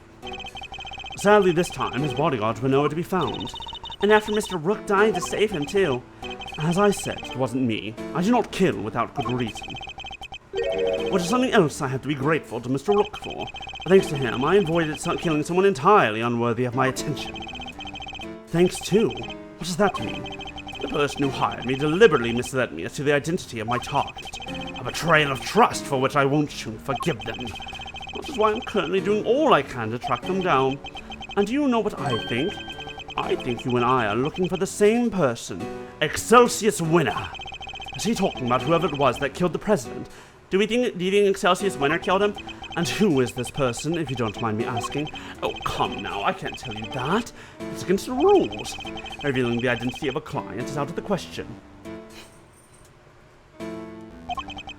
I'd hardly stay in business long if people couldn't trust me, now would I? Well, that doesn't mean there's anything to stop me from catching up with him in my free time. And what are you going to do when you find them? Why, just have a little justice for the betrayal I suffered, of course. What? What are you saying? What's going to happen to them? I think you can imagine. Well, this hasn't exactly been a pleasant catch-up. But I shouldn't leave you completely in the dark. There's something you ought to know. Our mutual friend, Bodhidharma Karnas, he escaped 3 days ago. What? Oh, shit. What do you mean he escaped? Oh, shit. 3 nights ago, to be precise, his cell was suddenly simply empty. Almost as if he knew I was coming to pay him a visit. Wait, to Killer went to visit Karnas in prison. Does that mean he's the person the killer is looking for? Now, I'd better not take up any more of your time. We'll be seeing one another again soon, I'm sure. Let's both keep up the good work, shall we? We'll run our target to ground in the end. First a killer, now Karnas. 2 assassins on the loose. That sound. Mr. Edgeworth, it's Judge Cavell's cell phone. Could it be Sean? How's it going, Miles? Whoever it is using a voice changer. Who is this? It's your friend in the red raincoat, of course. Red raincoat. They know that we have the... Why do they know that we have the cell phone? You're the one who abducted Kay. Bingo! Well figured out, Mr. Genius Prosecutor. I can't hear Mr. Edgeworth. Sorry. Where's the speakerphone button? I was as surprised as anybody when she lost her memory like that. Talk about a curveball. Hey, I'm standing right here, you know. But never mind all that. I called to talk about something else.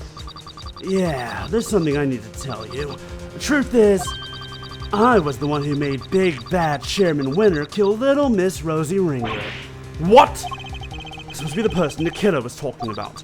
I also called to say thank you. I neither want or need your thanks.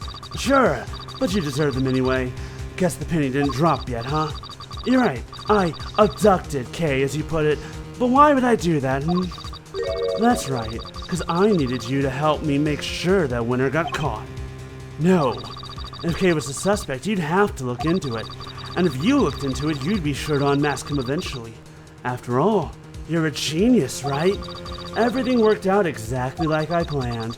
Oh, but there's something else you should know. Something you didn't figure out yet. It wasn't Winner who kidnapped Judge Cavell's boy. You! How do you know about that? You and the good judge are more similar than you know. I think you might even be becoming friends. After all, she visited you at the detention center, right? Seems pretty pally to me. How could they possibly know that? She didn't even use her real name when she visited. She pretended to be Detective Gumshoe. Anyway, you want to know how I knew about the kidnapping? That one's nice and simple, at least. Because sweet, innocent little Sean is here with me right now. Oh! No! Ooh, sounds like that one was a real surprise. If only I could see your faces. Well, okay, what do you say? Why don't you come and steal him back, just like you said you would? You wouldn't want the amazing Yatagrassi's first commission to be a failure, would you? Someone? Oh my god, this is horrifying. Legitimately, they know everything. They know everything we've said, everything we've done, everything that's happened. How? They have to have bugged us. Okay, let me look at that Yatagarasu pin. Let me make sure there's no bugs attached to this thing. They even know about that? How can they possibly know so much? Oh, don't get the wrong idea about dear old Excelsius, by the way. Papa Winter's still a villain through and through. He wanted to kidnap Sean. I just got there first. So there were 2 kidnapping plots. What a bunch of clowns. His goons, don't say goons, kidnapped his own son by mistake. Is Sean really there with you? Prove it! Put him on the phone. Oh, he's here, but I'm afraid I can't do that. He's sleeping. So sweet. Then why should we believe you? You might not be the kidnapper at all. Look, if you don't want to believe me, that's up to you. What do you want? What's the endgame here? Are you just trying to get LeGuard acquitted? Nope. I could care less about whether they find her guilty or not. So whoever it is, they're not after the same thing as Chairman Winner. My endgame is going to have to stay a secret for now. Alright. Nice talking to you. You kids have fun, okay? Don't think for 1 second you'll get away with this. Oh, don't worry. I'm counting on you at least trying to track me down. That's half the fun. Not that I rate your chances of bringing me to justice very highly.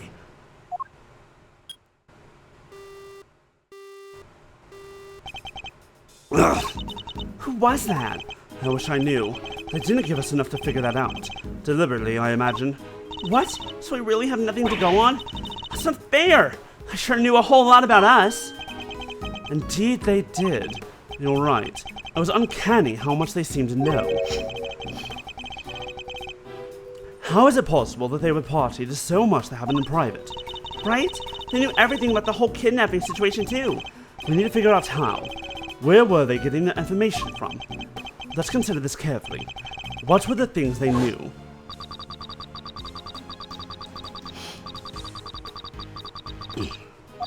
Okay, she knew about visiting me in the detention center. The problem was, I don't think Kay was there for that.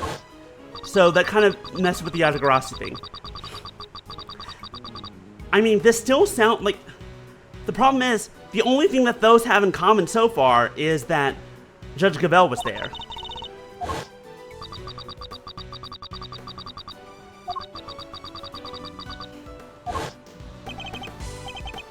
Based on the specifics they mentioned, there's only one possible answer. I know how they knew. Really?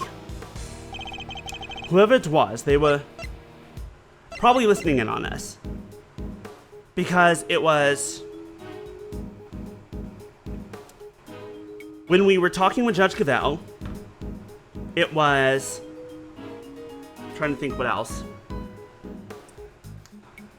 Let me think. Hold on, let me go look back over what was said. The detention center, where, I don't know, that's Karasu, and sounds like that one was a real surprise.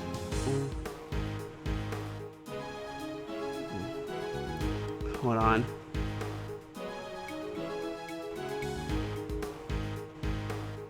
Right, and the one with Sean. Listening in on us, the only thing that they must have been able to hear us somehow. It's the only possible answer. What? Like they were eavesdropping on us? Think about what the kidnappers said. That's right, they never said anything about visuals. They only ever said stuff that was said out loud.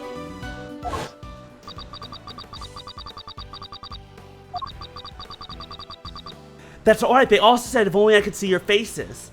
Which means he can't see them, which means he's not following them or seeing them all the time. It really, I was right the first time. No, it is. If only I could see your faces. That means they couldn't, so they weren't filming or following us. Okay, so what? They hit a bug somewhere? Oh, let me take a look at the stuff in my bag. Where could they have concealed it? We need to go back to what they said again. Yes, they somehow knew about something they shouldn't have. Judge Gavel's impromptu visit and our conversation in the visitor's room. Did I have the...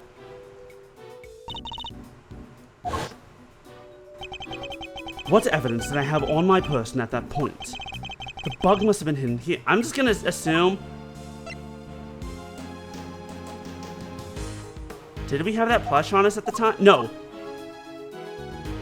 Because we were arrested. We didn't have Knight's ring on us, did we?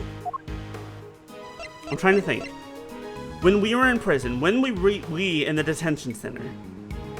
Because that was in episode 4, right? No, that was in episode 3. No? No, that was the end of it. That was episode 4. Did we have the Yatagarasu pin at that point? No. Episode 4 was when Kay... So it must have been episode 3. Did we have the Yatagarasu pin? Okay, it was either the Yatagarasu pin, the plushie, or Knight's possessions. Take that! Wait, no, but we didn't have Knight's possessions when we were with Judge Gavel about the... or when we were with Eustace. Nope, okay, it must have been the plushie. It was either the plushie or the pin. It's one of those two. I should have thought, well, when did we get the plushie?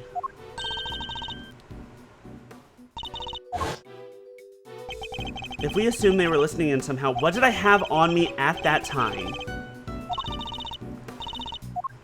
They did not take away from me. Take that! Okay, can I take a closer look at your badge? Okay, okay, once again, I shouldn't doubt myself. I need to stop doubting myself. I knew it was the Yatagarasu pin from moment fucking 1. The moment I was like, someone's listening in on every goddamn conversation, I immediately went, the Yatagarasu pin, the Yatagarasu pin. And then when it actually came time to present evidence, I'm like, but what if it's not? What? Seriously, Mr. Edgeworth? Sure, you're a great thief's assistant now. That doesn't mean you get to wear the pin right away. You have to earn it. I don't want to wear it. I want to check it for bugs. Huh? This old thing? Let's take a look, shall we?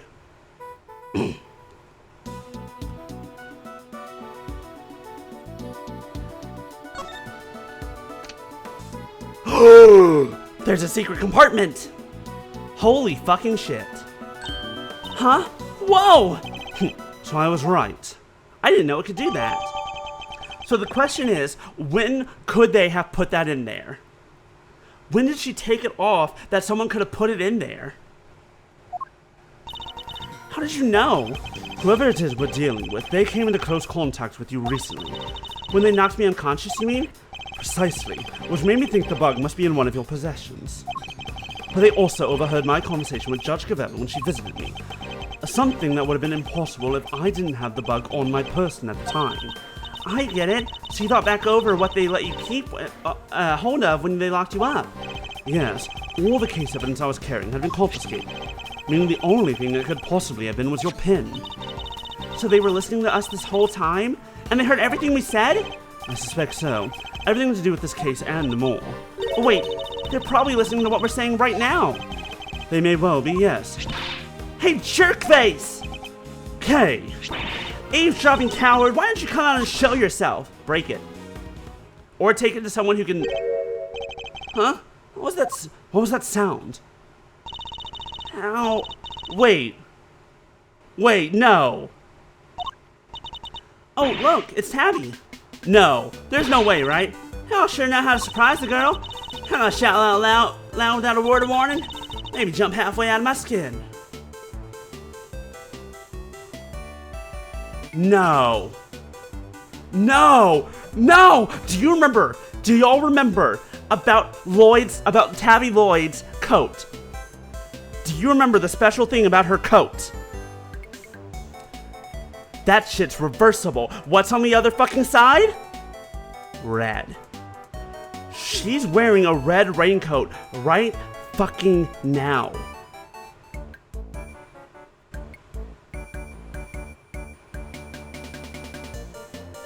But wait, why would she tell? Wait, that's right. She set us off on a weird. That's right. She's the one who told us about Sean getting. She lied. Of course. Why didn't I think about this earlier? Oh, I'm an idiot. She said earlier she saw Sean get kidnapped and by those two guys in the black suits. But the two guys in the black suits, they led us to Eustace, not to Sean.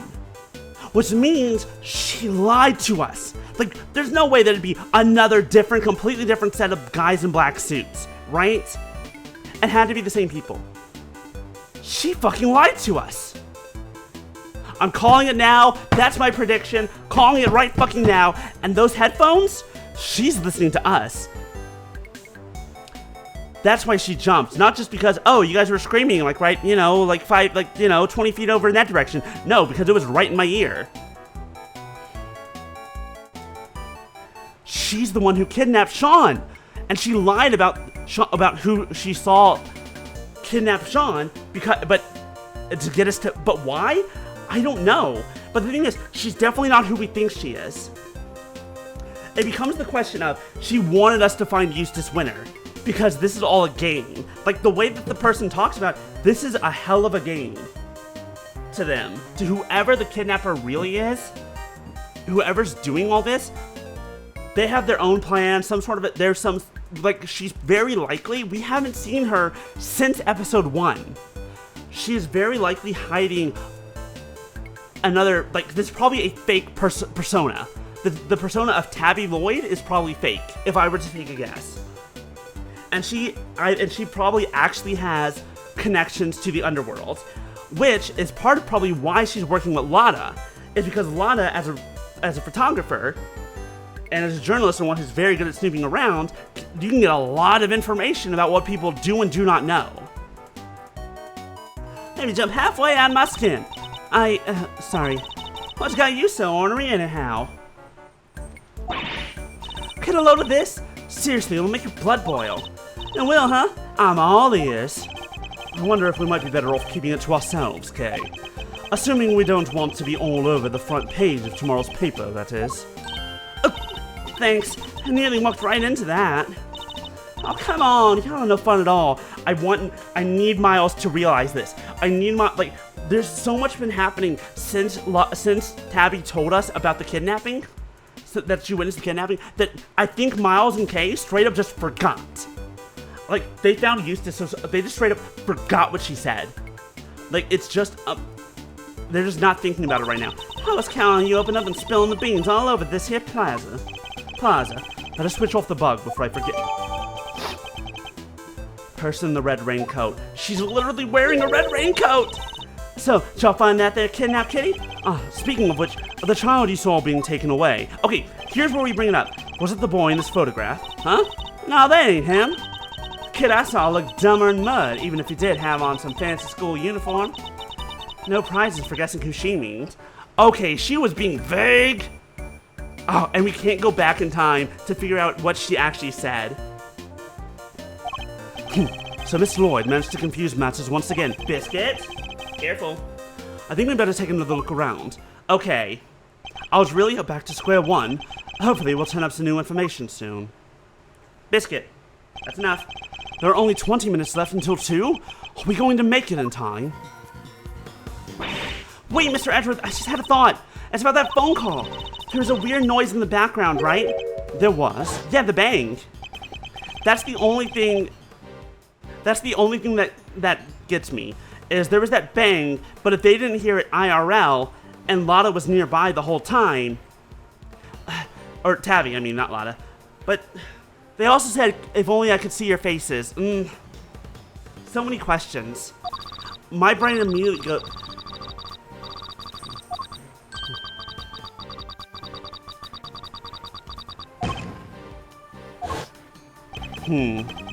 She's right.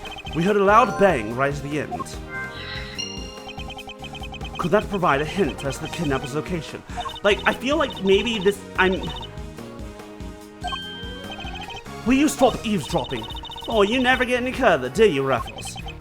Guess I'll need to speak with Miss Lloyd, too. Much I don't want to. Okay, we're gonna call it here. I was really hoping to make it to the next chapter before the end, but we're going on a bit long, and I am hungry, and it's already 7:30. So... that's where I'm going to say thank you all so much for joining me. I think two more streams. I think 2 more streams and we can finish this game. I was hoping to do to do episode 5 across only 2 streams, but I don't think that's going to be possible. I think it's going to be 3. Which, you know what? That's fine. Totally as expected. So, reminder that I will not be streaming this weekend, so no Saturday or Sunday stream. But we will continue another Crab's Treasure on Tuesday instead, as a kind of a makeup stream. And the week after, like next weekend, not 2 days from now, but a week later, is when we're gonna start our next Saturday game, which is going to be a Pokemon but different game. Which, a reminder, go to the Discord, put in your votes. I think that ends on Saturday. I think that's when that vote ends. So check that out. And yeah, so our next stream will be another Crab's Treasure on Tuesday. Until then, I hope you all have a great weekend, a great 4th of July weekend and all that good stuff. Let's see who there might be to stream, or to raid. What am I saying?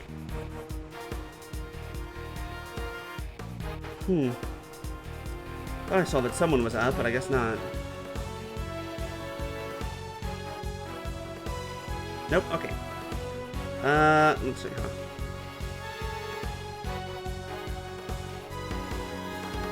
I guess there's really not a whole lot of people doing stuff tonight, or they are, but they're the bigger ones, so that's fine. We're just gonna call it. Thank y'all for joining me.